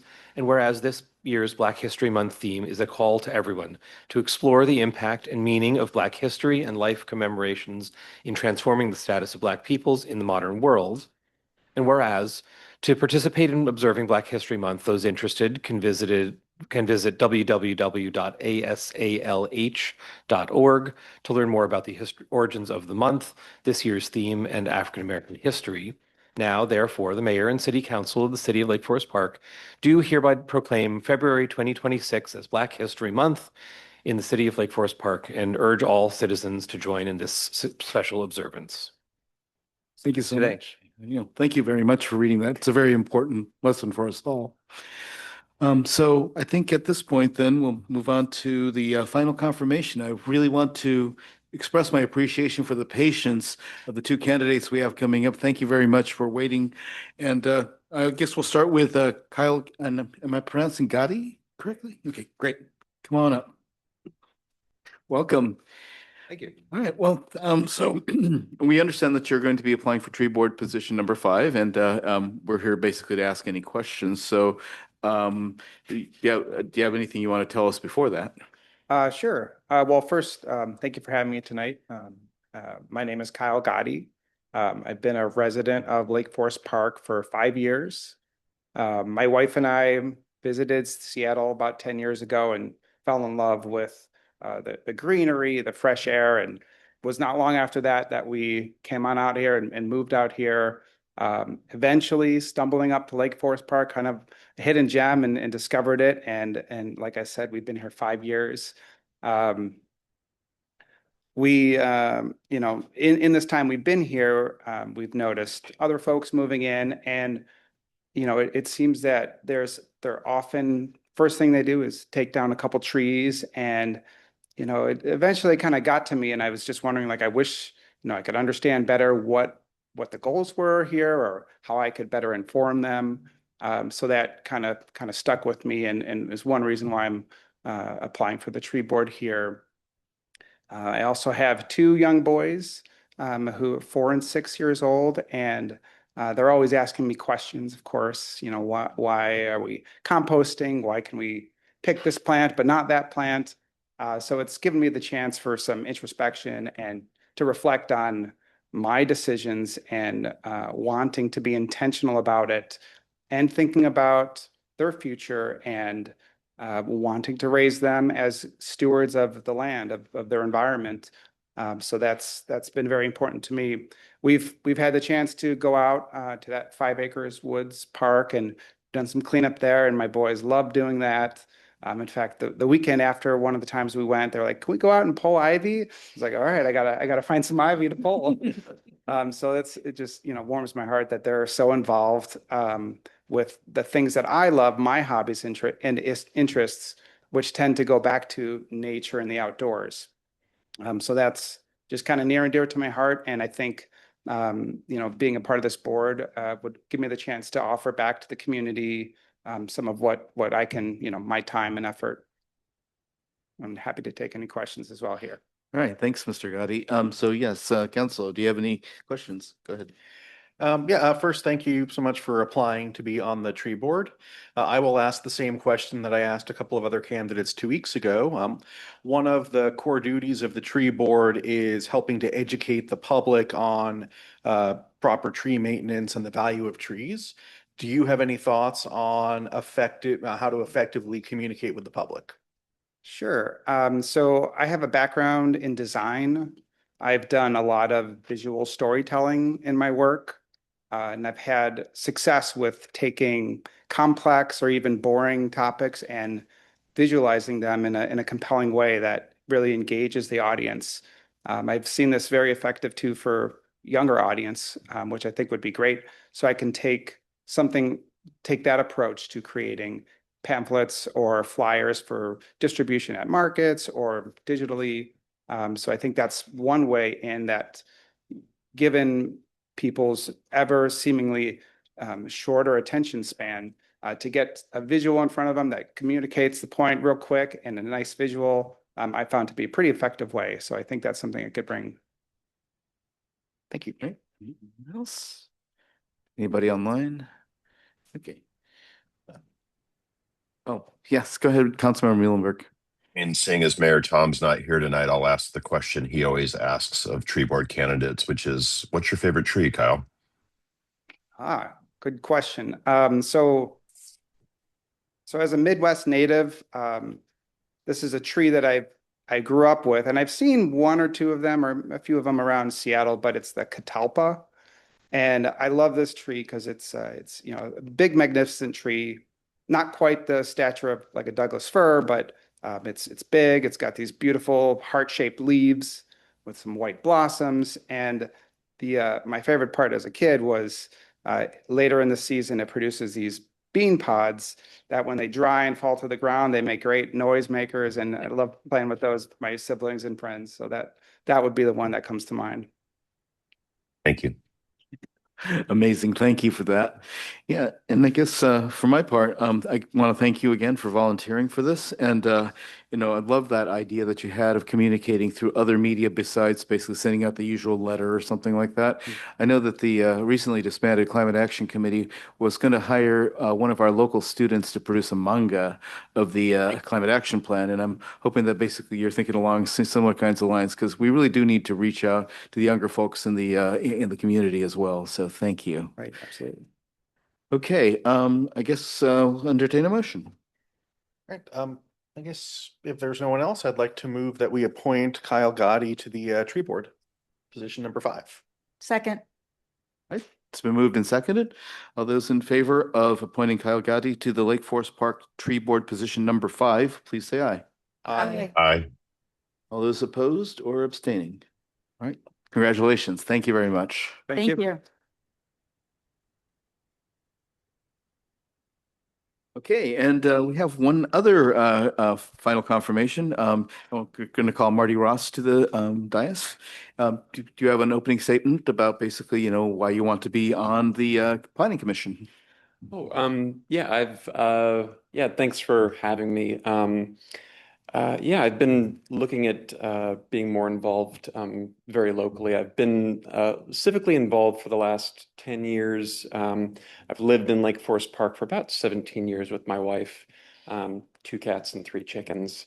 But yeah, initially when we were looking around to buy a house, looking for a practical place because I hate sitting in traffic. It was close to where Leah works, and I worked in biotech at the time, so I figured I'd either be working downtown or Bothell, and Lake Forest Park just seemed like a good place to be situated. And also because I'm really tall, houses built in the 60s have higher basements, so I was able to actually walk around. It's great. So yeah, I just want to put my skills to work for the city that I live in to, just try to help make it. I think Planning Commission, some of the decisions that are made can really help bolster the finances. So I'm looking to kind of use my skills to that effect. So and yeah, background wise, I've let's see here, history and microbiology, and I have a GIS focused public health degree also. So I love to make maps. I love to make graphs, and would love to bring that kind of skill set to the Planning Commission. Wonderful. All right, so I'd like to open up to the council if you have any questions. Go ahead. Oh, in your application, you mentioned wanting to have a condo here in town center one of these days. One of the challenges with the Planning Commission, obviously, is that we don't get to decide. We can, as a council, put limits on what gets built, but we can't decide what gets built. How are you thinking about the role in the Planning Commission sort of shaping where that goes? Yeah, I think just making sure that the public is well aware of the stakes, what the vision is. And so, yeah, I worked for the state for the last couple years. And I actually, the OPMA, that was a familiar training. I have to go through that every year. So, but yeah, just making sure that people are well informed so that they'll hopefully support what comes forward. So times are changing, and would love to see Lake Forest Park mature while it maintains its character. So Okay, well, in a similar vein, what's your favorite zoning code? Okay. So recently we had the pleasure of having a joint meeting with the Planning Commission. And there's a lot of work coming down. If you were your way, if you are confirmed, are you prepared to bring in perhaps some extra effort that they may be moving towards additional meetings or extra subcommittees? Are you aware and are you ready to dive into that? Yeah, I'm absolutely ready to do that. Yeah. I have other volunteer commitments, but I'm scaling those back appropriately. So Appreciate that. Thank you. Well, I like that you said that you would like to communicate ideas to the community. Now, the Planning Commission at sometimes may have controversial issues that you're going to have a real mixed bag. So how will you deal with people that might not be of the same mind as yourself? Yeah, so part of the work that I do with the state, I am staff for the Healthcare Cost Transparency Board. And yes, we work with insurers and healthcare providers and trying to find a message that kind of is broad and carefully worded, but conveys the relevant information. I think I think that background should help me. Anyone else? Anyone online? All right, then for my part, I just wanted to thank you for applying. And Councilmember Riddle took my question, but yeah, you may be aware that there's quite the parking lot of topics that the Planning Commission we're jointly trying to organize and prioritize their work, and so it's more of a parking structure at this point, I believe. But yeah, I really appreciate you being willing to be taking on all that work. Yeah. At this point, I'll entertain a motion. I move to confirm Marty Ross for the Planning Commission. Second.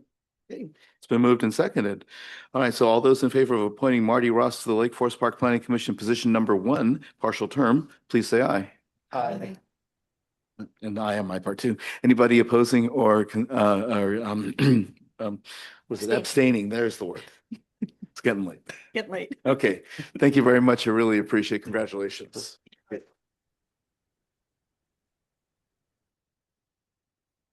Okay, so moving on then, I'll make a Mayor Tom-like comment, which is basically, we really do appreciate the work of all the volunteers. I see a couple in the audience there as well. So thank you very much for all you do for the city. Very much appreciated. Okay. All right, so moving on to the consent calendar. This is the kind of expanded one because we, of course, pushed off some things from last meeting now. We haven't received any comments on the things that we took a 3-touch rule waiver to. So with that, I'd entertain a motion for the consent calendar approval. I move to approve the consent calendar. I second. It's been moved and seconded. Is there any further discussion? All right, seeing. I just want to appreciate the bringing these resolutions on here and not just taking action last time, giving a little bit of time for folks to respond. I really appreciate that that option that you presented. So I'm like to see this continue. I completely agree. So thank you very much. At this time, we'll vote on the consent calendar. All those in favor of the consent calendar, please say aye. Aye. Aye. And all those opposed or abstaining. All right, thank you. Passes unanimously. All right, moving on then. We have, excuse me, ordinances and resolutions for introduction and referral, starting with Resolution 26-2059, Independent Force Investigation Team King County, abbreviated IFIT-KC. Second modification to the Independent Force Investigation Team King County Interlocal Cooperative Agreement, adding Seattle Police Department as a member agency. Chief, welcome. Thank you, Deputy Mayor, and good evening, Council, again. So before you tonight is an amendment to the interlocal agreement between IFIT-KC Independent Force Investigations Team King County, of which we are a member, and the Seattle Police Department. So going forward, we will refer to the team simply as IFIT because it's a lot. IFIT is made up of the North King County law enforcement agencies. In the South King County, a separate group operates under the Valley Independent Investigations Team called VIT. So both IFIT and VIT are classified as independent investigation teams, IITs. And yes, we love our acronyms. So there are several IITs across the state. And in addition, the state operates its own IIT, the Office of Independent Investigations, which is OII. And we'll touch on that a little bit more later in the presentation. I last gave this presentation in 2021 when only the mayor and Councilmember Riddle were here on the dais. So since the rest of the council's new or may not be familiar with the IIT, I thought it'd be helpful for us to provide an overview of how the IFIT is and how it operates. Before I start, I'd like to thank our city attorney. She's been very instrumental in developing the ILA and the amendments with the other agencies. Thanks, Kim. And I also have Commander Adams behind me, who will be presenting. He's one of the commanders of the team, and he's worked on several cases, currently working the Bellevue shooting. So Commander Adams, you're up.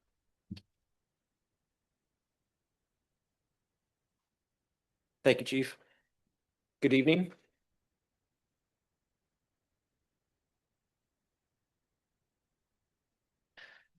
Tonight, Chief Harden and I will present several topics related to the legislatively mandated independent investigative teams, to include the addition of the Seattle Police Department to King County's Independent Force Investigation Team.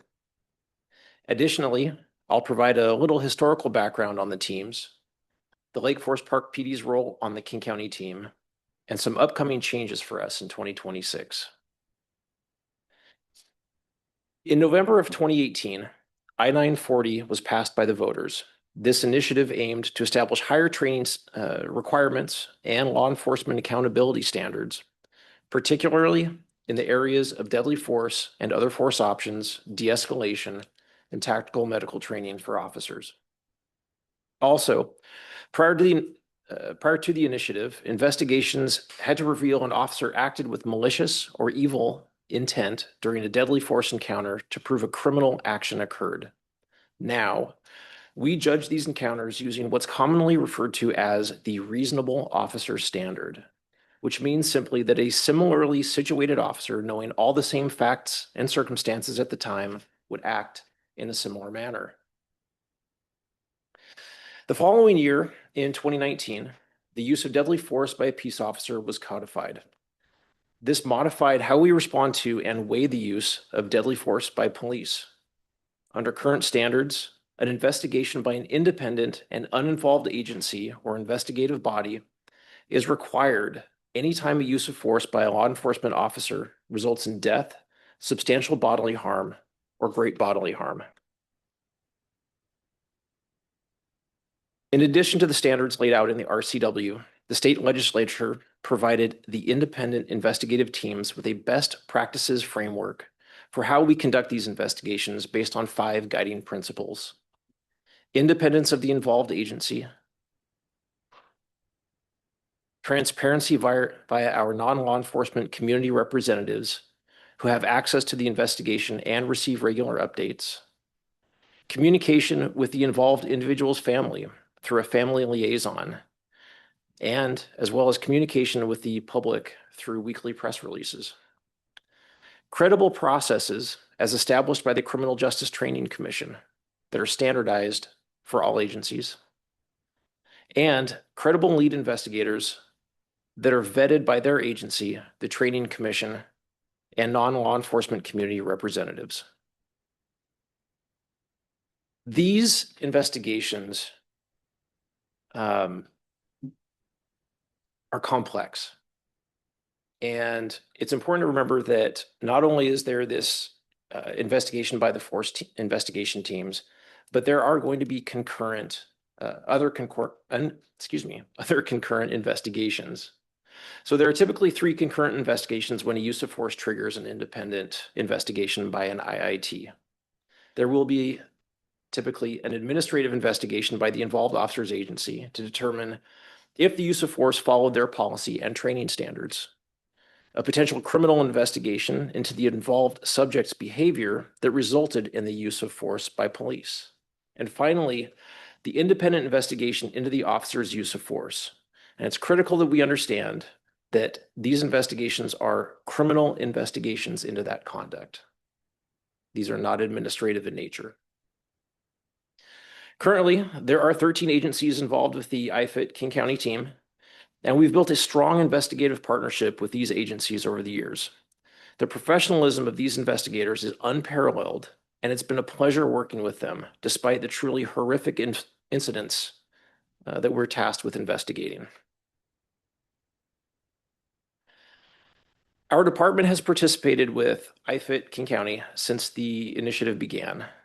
I personally served on the team as a detective and then lead investigator, and now serve as a commander, and I respond to the majority of the callouts.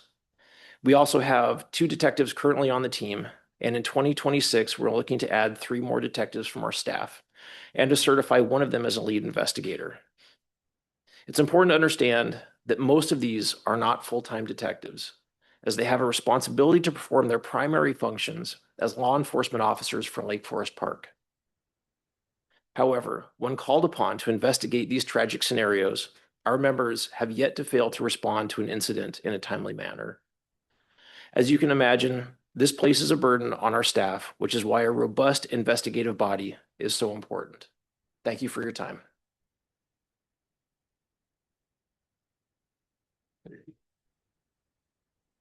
All right, thanks, Commander Adams, for the overview of IFIT. So you already clicked it, thanks. Seattle PD was under a consent decree in 2012. In law enforcement, a consent decree is a court-ordered reform agreement that requires a police department to change how it operates under a civil rights investigation, usually by the U.S. Department of Justice. So 13 years later, Seattle has satisfied that consent requirement. I believe it was September 3rd of 2025. Now that Seattle is not under the federal rule, state law requires Seattle to join NIIT. They have been under a temporary MOU with King County, which includes RIIT. This amendment makes it permanent. OII has declined to be the IIT for Seattle as they're still growing and not prepared to take on these investigations. Eventually, the OII will cover King County and Seattle. King County will be last in their how they take over the state. Currently, they're covering the South region, and they've made it up north to Pierce County, and that's what they're covering currently. Seattle averages between 2 and 4. Let me see if I need to.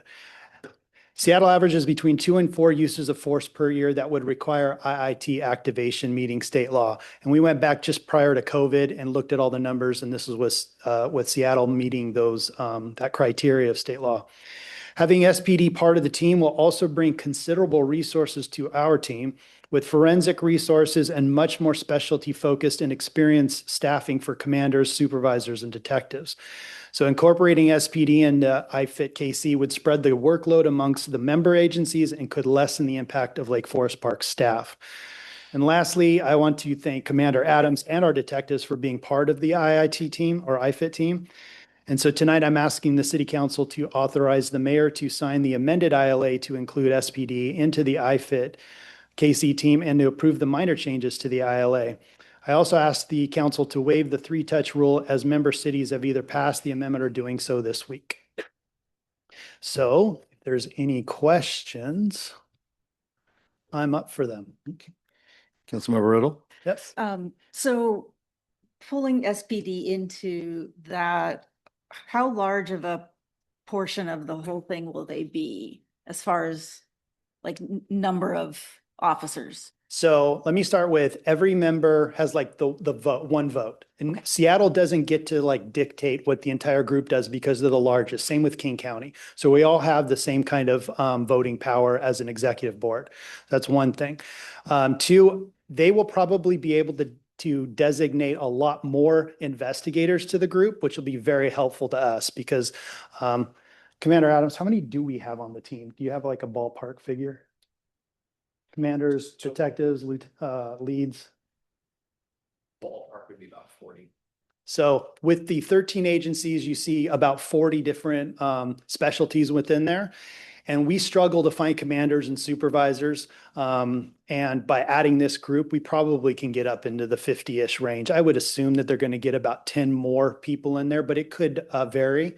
And I believe State Patrol also has been putting more resources into the group. So it would grow there. The OII, I believe, has 27 investigators, 25, 27 investigators. Did that answer your question? If I may? Please. Or maybe more of a follow-up comment. I love our culture, you know that. Do you have any concerns or any interest in ensuring that our culture permeates this ITT, knowing that Seattle still comes with some baggage because they're still learning how to be a good police force in what we see as an ideal state? I know they came off the consent decree, but I think I said, anyways, I want to make sure that we're still having a positive influence. What you exactly said is probably on the mind of all the city council. and was on my mind and was the first thing that was said during executive board meetings when this topic came up and in fact, I believe I was one of the first ones that said, hey, what are we going to do when they get off their consent decree? Because they're going to have to pick an OII or IITs. And this discussion happened about 2 years ago because they were getting close and then they extended a little bit of time in the consent decree. And during that time, I have the exact same kind of conversations. One of them is what kind of workload is going to be put on our agencies. That's the biggest one that I was very concerned with. Are they going to keep continuing to call? Are we going to get lots of different call outs for Seattle? Because they tend to have they have the biggest agency beyond maybe King County, and they, by percentage, are going to have the largest amount of use of forces. But when they come back with the numbers that meet the definition of the state law, it's very low considering what the perception of the public is where we would end up going out. Well, they have 20 shootings a year. Well, when you put it in perspective, it's not as dramatic as it actually is. Also, everybody you talked about with culture is very similar. Kirkland, Redmond, Bellevue, all these agencies that are on this group have a very similar culture. I know that Seattle kind of stands out because they're in the media, but majority of the investigators are very, very much the same type of culture. They're very professional. They come with a wealth of knowledge, and I don't have those concerns that initially you have. And they've come to the table in a very good way where they understand that they're not going to take over the team, that they have their vote, but they're not going to say, well, we're going to end up doing more investigations or go beyond the RCW. In fact, part of this amendment, one of the minor changes in here is that they are basically put on notice that you're not going to be asking for more than what the state law asks and requires. Does that answer your question? I think it does. Okay. It's kind of a culture question. I think you kind of started to address it, just knowing that they might be coming with more of the commanders and more, higher level, just wanting to make sure that we know that the culture won't be drastically impacted. I think that our law enforcement professionals feed off of each other as well, so that they're going to see that design, and our team is so good and so professional that they're going to interact in that same manner. Appreciate the And comments. if not, then we as a board can say, we're going to ask Seattle to move on to somewhere else. That could be a possibility. So that's always an option. Any other questions? Councilmember Good? For the money people out there, does this have any additional financial impact to the city? The financial impact would depend on how many times there's call outs. So all of a sudden, if we started getting more and more call outs and more of our staff is being called in that direction, that could be something, because there is no, all these laws that were put in had no funding for them. So every city has to pick up the slack in some way to take care of this unfunded mandate. But we do a pretty good job of, that's why I like having several people in our agency available as opposed to one or two that are going to be gone for a long time. We can spread the wealth out. But that's my job, is to manage our city's funds and be judiciously responsible. So I will do the best I can, but the use of force call outs all depends on what our community does. And I'm talking in the region of North King County. Okay, thank you. Anyone else? Yeah, I was going to ask about the provision you started talking about that restricts it to the RCW. Mm-hmm. And I was curious, like, had there been investigations before that did go beyond the RCW? Is this changing anything, or is it? Yes, and it comes up with our board of where we get a call out, and it's kind of an unusual one. I don't really want to go into this without actually having prepared this, but there was a shooting where the suspect left. So like an officer had shot, I can't remember if it was Bellevue or somewhere. And it was a very strange one because the officer is using deadly force, but there was no suspect, something along those lines. So do we call an IIT out for that? Does it meet those requirements? Maybe yes, no. So we have those conversations. We also had a lot of conversations about in custody jail deaths. This amendment's actually clarifying that we can do that. But before that, it wasn't really clear in the RCW. So then as a grouper, we would say, yes, let's go ahead and do like a mutual aid kind of reason of sending our IIT to a particular jail to investigate a possible deadly force or serious bodily harm, whatever it may be. So there are discussions there, but by this amendment, it's saying we're sticking with the RCW. We're not going to go over and above unless there's something that the entire board votes on and says, yes, a chief reaches out and says, this is what happened in my city, doesn't meet the standards of the RCW. Do we have the resources available to have an independent team come in? And then all the chiefs say, yeah, we'll go ahead and approve that. But we want to keep it very restrictive to the state law just for the reasons of financial and just the experience of the investigators and not going off on different things. Anyone else online?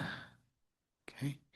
Yeah, so thank you, Chief, and thank you, Commander Adams, for your presentation. And, I have a personal note. I was watching local television news, and Commander Adams was investigating on an East Side incident. And as horrible as that incident was, I thought the professionalism that you projected during your interview with the TV media was just amazing. So thank you so much for that. Thank you, Deputy Mayor. Appreciate it. And yeah, so the question that I have for you is a practical one. I guess for the chief. You've asked to waive the three-touch rule. Would it be okay if we did our thing where we waive the three-touch rule, vote on it, and put it on the consent agenda for next time? Would that be too late? I would be okay with it, but there is a sense of urgency to get all the agencies to sign off. It's a monster to get all kinds of agencies together at once. Right now, we've got, I believe it was 7 agencies are done. And then there were about 5 agencies that are doing it right now. Some of the agencies have done it on consent itself, not even getting a presentation kind of thing. But we can live with a couple of weeks if you really want to do it on consent, if you have concerns. So. All right. Thank you for your honesty. Thank you. All right, so if there's no further questions, Council, what's your pleasure?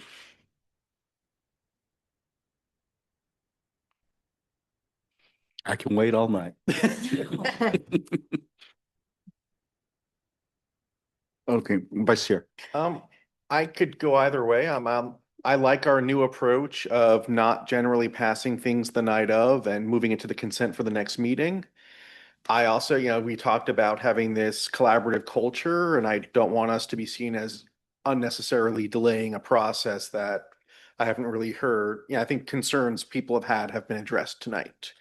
So I would be willing to consider it tonight, and I'd be willing to put it on the consent agenda for February 12th. I know that probably wasn't all that helpful. Councilmember Whittle. I suppose I'm leaning towards tonight as, everyone is signing the same agreement. There wouldn't be any changes next time. So being that we haven't had any concerns of the actual language, I would be willing to just move it tonight with a 3-touch rule. Okay. Do you want to make that motion? Okay. I would like to suspend the 3-touch rule to be able to make a motion on Resolution 26-2059. Second. Okay, I have a motion and a second. Is there any further discussion on the motion? Remember, this is just about the 3-touch rule being waived. Okay, seeing none, let's put it to the vote. All those in favor of waiving the 3-touch rule for Resolution 26-2059, please say aye. Aye. All those opposed? All those abstaining? Okay. All right, passes unanimously. Okay, does somebody want to move the actual motion then?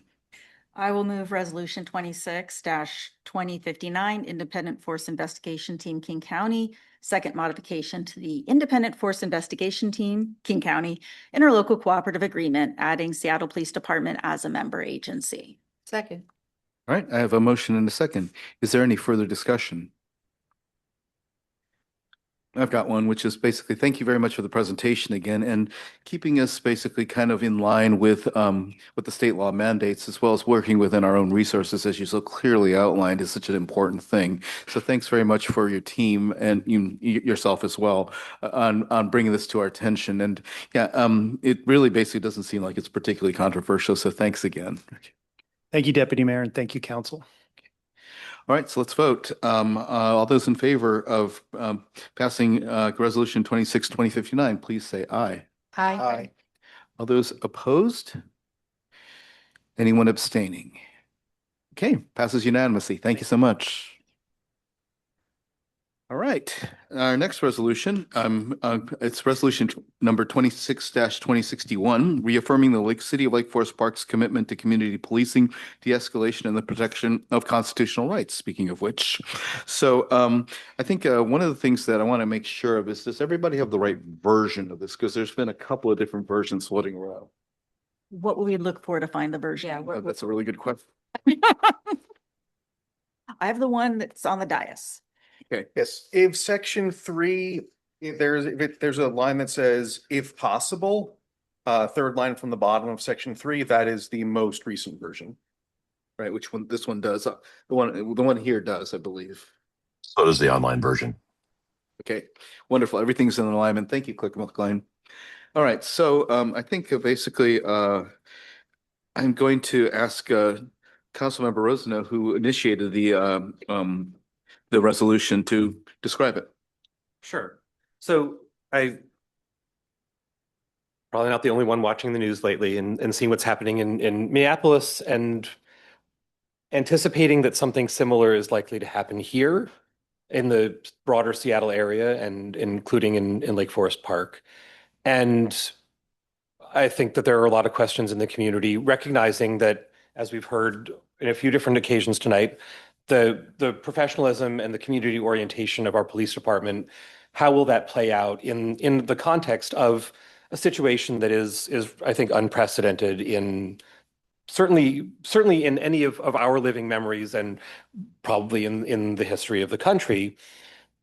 What would be the response? And I think there are questions. And so having a way to reaffirm the stances that we've taken before and the policies that we have that would come to bear on that, and to open up some of that discussion so that the council, staff, the police department can understand sort of what the understanding is, and that the community can be part of that conversation before it's the heat of the moment, and that we can have those discussions and make sure that there is a common understanding of where we are.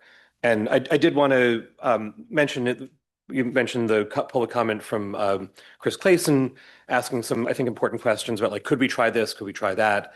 And some of this is drafted as it is because when you're dealing with the federal government, and I don't want to step on our city attorney's toes by getting into this, but that there are limits on what we can do. There are state laws that are trying to grapple with that.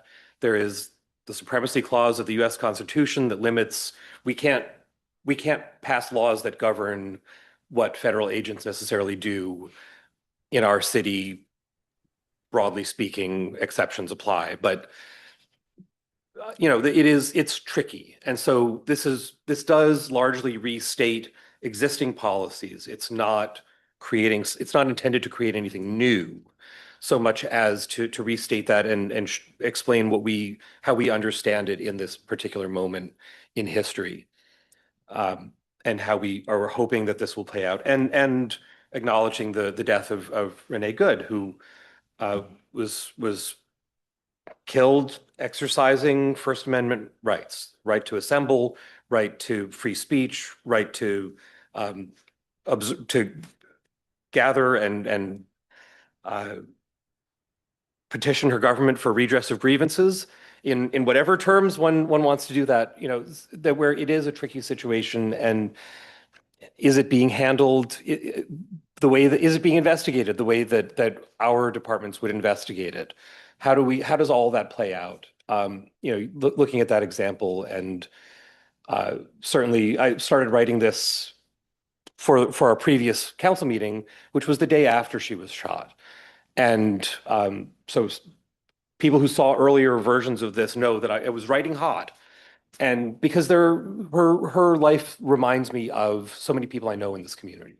Someone who she woke up in the morning, got her 6-year-old in the car with her wife, her dog, the stuffies in the back seat, dropped the kid off at school, and heard that immigration agents were in her neighborhood and went to see what was happening and to support her community as part of what a lot of people in Minneapolis are doing. And I know a lot of people who are preparing themselves to do the same thing when that happens here, and who want to know that if something happens to them, that they will receive all of the protections that the Lake Forest Park Police Department is able to offer to our community and does offer, and all the support that it always does, and that we know that it does. And so reaffirming all of that and extending our sympathies to those affected in Minneapolis and starting this conversation. I'm not trying to wave three touch on this. I think that it's something that we should probably keep talking about. And some people saw earlier drafts of this and some people didn't have a chance to put words in on it. So I think it would be appropriate to leave it open for that discussion on an ongoing basis and continuing to get the community feedback that we've already gotten and see if there are ways to work that in. Yeah, thank you, council member. And so, yeah, with that preface, I want to open it up for general discussion. So Vice Chair, you want to go? Yeah, I want to provide a little bit of additional context. First, I want to thank Councilmember Rosano for taking the lead in drafting this. I also want to thank several city staff, Attorney Pratt, Chief Harden, Clerk McLean, who all provided feedback about the initial drafts. And I kind of wanted to touch on sections 3 and 4 of the resolution. The goal, or at least I think in my mind, a big part of the goal is to help to reassure the community. In the community, there's a lot of confusion, fear, and what can we do to help to bring that down? And part of it is to reassure them that our local police department has policies in place, what they can and can't do, what they will try to do. And to reassure the community that, if they are concerned, they can call 911 and there will be a response from local police who will behave in a professional, community-centered way, as we've heard earlier today. And to reassure them that that is not changing, regardless of what might be happening at the federal level. And so Chief Harden implemented a new policy last fall regarding response to federal agencies. And so making sure that the community is aware of that. So in my mind, that is another big part of this resolution, to communicate to the public about what our police department can and cannot do, but how they will continue to serve the public. Councilmember Good. Informing the community is really important, and we inform them by putting it on our website, but not always do people look at our website. So what other types of outward communication can we do to the community so that they feel better? Because I've heard of a lot of community members have discussed this in my place, the Sheridan Market.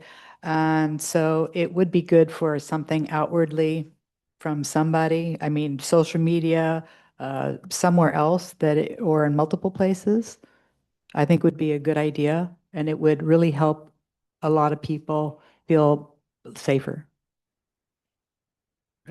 Vice Chair? On that note, it's always fun if I can volunteer other people to do things.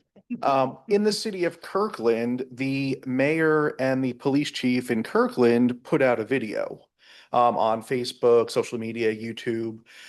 Much of the video is things that are in the resolution, similar as to what the expectations are for the Kirkland Police Department. And I think if we did something like that and volunteering Chief Harden and Mayor French, perhaps, I think that would go a long way if we could then communicate that to the community about what our policies are. Okay. Councilmember Riddle? I like where this is going. I do stand in solidarity with the protesters and what they're going through. A key element of what created this country was protest. And in essence, it was taxation without representation. They felt they didn't have a voice. And so they rebelled. And right now, a lot of people feel like they don't have a voice. And they feel like they don't know where to go next. I really appreciate that. I feel like the police department would stand with us, that there would be there would be support if we were out protesting, which there has been multiple times in the past. You've made sure we were safe. You've joined us at times. I feel like that relationship will continue with the community. So but I know that a lot of folks, some have asked me, okay, if you got protesters on one side of the street and ICE on the other, what will your officers do? And I don't need an answer because I know what I think you would do, but I don't want to put words in you and your voice. But that's what I've been hearing things like that. So just something to think about as we continue to discuss this resolution, that providing some answers, hopefully, for the questions that we've been hearing from the community. And they're very scared, and rightfully so, even though we don't have exactly what's happening in Minneapolis here. As Councilmember Rosenau said, it could at any moment spark here and have a similar sort of confrontation. And we want to make sure that our city is welcoming, that it is a city where we feel safe to speak up, and we feel safe to protest. Councilmember Good. Okay, real quick. With that said, it would be good if there was some place that people could communicate to, maybe an email address or something where they could get questions asked. Because it is, I mean, there's a lot of people that are really, really scared and they don't want to see it. We have had one of our neighbors that have seen it happen here at Lake Forest Park Town Center. So could we have possibly a website or a email where someone could pose a question? And on point, clarifying question, you mean something that's more than just the city's usual website or address? Because there is there's the service form. Yeah, we don't, I mean, I don't know if that would be more burdensome or not, but at least it would be specific for that only. And then it would go to the person that would be able to answer it, or just direct it to the video or the resolution. That's a good thought. Anybody else? Yeah, another thing to a point that Chris Clayson raised in his message was about a topic that Chief and I talked about, the duty to intervene, which is encoded in state law. It's also in our policy. And he sort of asked us to address that a little bit more in his request. And what that duty to intervene actually means, the Chief and I talked about a little bit. The public may hear that phrase and not understand the way that the officers do. And so again, that may be a place where communication and to the point about the Kirkland video, I think probably a lot of the I always forget the name of the group, the small departments, something.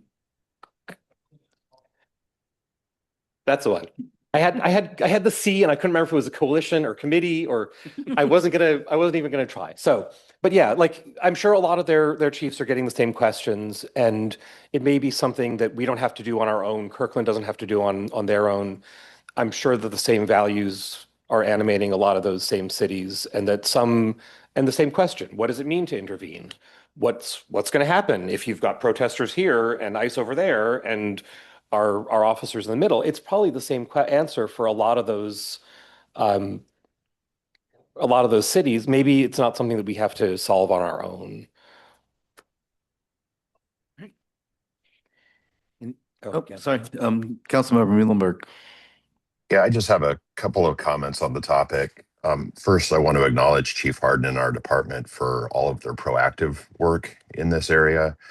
When we had a federal marshal arrest someone at the town center, I met Chief Harden one-on-one shortly after that. It was during campaign season. And I was impressed by the steps he had already taken to clarify the role of the police department when there appeared to be the presence of ICE in our city and what they would do. I also know that we have policies in our police department that have been drafted to align with state requirements, and I'm very thankful for that as well. So, Chief, thank you, and thank you to your entire team. I also think it's really important to note that since January 20th, 2025, there have been 26 ICE shootings of individuals in our country, and no fewer than 6 of those victims have been killed in that process. I very much appreciate the recency of the good shooting, but I think it's important not to trivialize or minimize the impact that's occurring in our communities, and to acknowledge that, in fact, there are 26 shootings and 6 deaths that have happened so far, and there have been shootings that have happened since the Renee Good incident. So I don't know how to incorporate that into what we're talking about here, but the gravity of it really hits me hard when I think about that full list. Agreed. Thank you for that comment, and certainly can be incorporated into one of the whereases, is my guess. Does anybody else have a comment on this? Yes, the irony of the federal executive support of the protesters in Iran at the same time as this is going on was not lost on me. And I think the point is that making a statement, as many of you on the dais and out in the community have really said that, what is our city going to do is a very important question. And so I appreciate Councilmember Rosno's, comment about how we're not going to vote on this tonight necessarily. Let's think about this and let's make sure it says what we want it to say. So what I would like to invite the community to do is the correct version is on both the website and basically, I guess the website. So yeah, so if you have any comments, please send your comments to City Council. You can just, what are we, City Council at lfp.gov? Yeah, yeah. So City Council at lfp.gov. At City of LFP. Sorry, City Council at cityoflfp.gov. That would be wonderful because we'd like to hear you chime in on this. Let's hear. I do wonder, thinking out loud, as a way to facilitate this, might we schedule, our next council meeting is February 12th. Might we schedule a public hearing on this? And that way our clerk would send out an email on the specific public hearing topic, just like we did tonight for the school district proposition. And that way it would go out to the public as a news flash. They would be aware, this is the resolution we're considering. And then we could get some more directed comments from the public. Is that something we could do? We were just discussing that, just invite public comment on it. It's not technically a public hearing, but we could advertise it to invite public comment on the resolution before council, as you may amend it between now and then. Thank you. So I think perhaps we've already gotten some feedback about maybe adding additional whereas statements. So I think the sub team that's been working on this could make those minor modifications over the next few days. And then once we're ready, then the clerk could send out a news flash. It wouldn't be a formal hearing, but it's a news flash.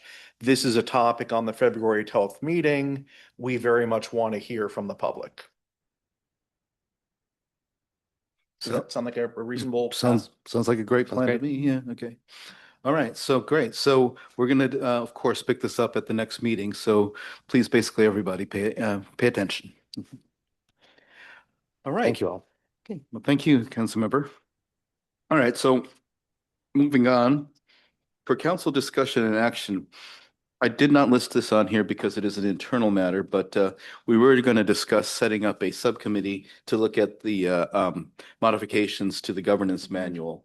And so at this point, I'd like to open, those self-nominations for being on this subcommittee. Remember, we can't exceed 3, as we just learned from the OPMA thing. Yeah. I would like to volunteer for the subcommittee. Excellent. Anybody else? I'd like to volunteer. All right, Paula. Okay. All right, I'd be interested. Okay, and so I'm gonna so the vice chair, Councilmember Riddle and Councilmember Good are going to be on the subcommittee. So the rest of us who have any kind of comments about modifications to the gov manual, and remember, we're not looking at an overhaul, right? We're looking at just modifying some of the language. Please send them to you. Again, not to violate the OPMA, don't expect an answer back from them, right? So we're just going to be one-weighing it to the 3 here. And then I think it's a good time to revisit this at our next committee of the whole, you think? do you think? When's that? That's going to be the fourth Monday in February. Okay, yeah, that should be doable. Yeah, okay, So that would be Monday, February 23rd. right. I think that should give enough time, And that's 2 days after our staff council retreat. right, where we could remind people to get comments in if they need. Yeah. Okay, sounds great. Thank you very much for volunteering, you three. All right, other business. I think we need to excuse our mayor. Nah. Deputy Mayor Kuratani, Yes, do we sir. also need to complete the process of filling our vacancy on the our liaison to the Planning Commission and our liaison to the Parks Board? We tabled those Oh, at the yes, last we meeting. did table. Thank you for the reminder, Councilmember Muhlenberg. Thank you. Okay, so, all right, so let's take them one at a time then. This is the liaison, the council liaison to the Planning Commission. So, do I hear basically any self-nominations for that? I'm still interested. Okay, so Councilmember Rosano, anyone else? Okay, all right, so I guess we have to go through the formal process. I'm making the motion to approve Councilmember Rosano as the liaison to the Planning Commission. I need a second. So moved. Okay, thank you. All those in favor of the appointment, please say aye. Aye. Aye. All those opposed or abstaining? Okay, thank you. I appreciate your willingness to serve, council member. Thank you all. Okay, and then I'm opening nominations, self-nominations for the position of the liaison to the Parks Board. All right, and I've got a hand up with Councilmember Muhlenberg. Is there anyone else? Okay, seeing none, I'll close the nominations. I'm moving to appoint Councilmember Muhlenberg as the liaison to the Parks and Recreation Board. Second. All right, thank you. Seeing no discussion, all those in favor of the appointment, please say aye. Aye. All right. And all those opposed or abstaining? All I was right, supposed to say aye. I don't think it heard me. right, that's fine. All right, well, thank you very much, both of you, for the motion passes. I thank you, both of you, for volunteering to basically be in those very important positions. Okay, so now, yeah. I would also just highlight in the governance manual, there is information on the liaison's role. If you Right. guys have any questions, maybe bring that to Absolutely, absolutely. leadership. Yes, if you have any questions about whether it's a communication to or reporting back from, yeah, definitely please bring it up with us. Okay, so what about the mayor? Do we? I don't think we excuse. Okay, we don't have to excuse the mayor. Good, one fewer thing to do. All right, council committee. Ellen, do we need to excuse Ellen or did she leave? Was on earlier. About 9:30. Yeah. Okay. That counts as a. Counts as a meeting. Okay. All right, so council committee reports then. So starting with council member reports, anybody go to an interesting meeting? Vice Chair. Yes, last Friday, I was at the Seashore Transportation Forum along with Administrator Hill and Mayor French. We had a presentation from WashDOT's work they're doing on Highway 99 around the Linwood Payne Field area, with a focus on pedestrian safety. One thing I did not really care for is they are going to be widening the highway by about 20 feet. That seems unnecessary to me. But they are also emphasizing mid-block crosswalks and other signal improvements that will make it safer for pedestrians to navigate and cross 99. And some of the things that they're doing there, we might look at when it comes time for them to work on 104 and 522, our state highways. Might those improvements be relevant for those? So I think it's interesting to see what they're going to be doing on 99. Which stretch of 99? That's sort of like in between, like the unincorporated area between Linwood and Everett, so around Payne Field. Okay. Great. Anyone else? Oh, go ahead. I did, after our joint meeting with the Planning Commission, I did stay for the rest of their meeting. And I know that they've got a fuller report on their work plan coming, which I won't steal their thunder. But there were two things that came out of it that I think are going to be homework for us that I'll pass along. One is a request that we delve a little bit more into when we're thinking about retail, they were going to ask that we do a little bit more outreach on our end and a little bit more thinking and to sort of scope that. So that may be something we come back to at some future meeting. And then they had also mentioned during some of the conversation when we were there, thinking about what our understanding of affordability is. So that's a place where we should do a little bit more discussion as well. And I feel like there was a third thing, and I don't, if I think of it or I see it in my notes, I will. Maybe that was all though. Maybe that was all. Okay. Well, thank you for the report. Appreciate that. Oh, Vice Chair. I'd like to propose then, if the Planning Commission has given us homework, then perhaps that's an agenda item for the February 23rd COW, for us to kind of talk and maybe a bit more detail about what our goals are in terms of affordability and other specific projects. It's an excellent idea. I'll make a note here. Okay. All right. Anyone else? Anyone online? Okay. All right. Well, mayor's report. Mayor's not here, but I will give a mayor-like comment, which is that I don't know if many of you noticed, but the new and Chief, help me on this because I'm going to get the name wrong again. The new devices, right? So the radar trailers have been deployed. I saw one on Ballinger right by Lake Forest Park Elementary. So they don't look like they're on, but they are taking data, correct? Absolutely. So keep an eye out for those things. So I'm glad to see basically us being able to collect some data on traffic volumes as well as speeds.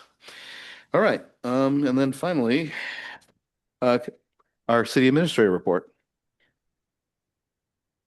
No meetings to update you on, but future meetings coming up. We begin meeting as the cities of Shoreline, Kenmore, and Lake Forest Park on the next iteration of NEMCO. So stay tuned. Hope to have something to report to you in the next few months. But we are moving that forward. Wonderful. Thanks. I'm looking forward to that. All right. And, one of the things I wanted to mention from the CA report is that there's a police log kind of thing. And just wanted to basically express my condolences to the team, our law enforcement team, because of those attended deaths. And you tried valiantly to help a lot of people. And unfortunately, sometimes it just doesn't work. So I know that's really rough. So thanks very much for working on that. Yeah. Please pass along my comments to the involved officers. All right. Does anything for the good of the order?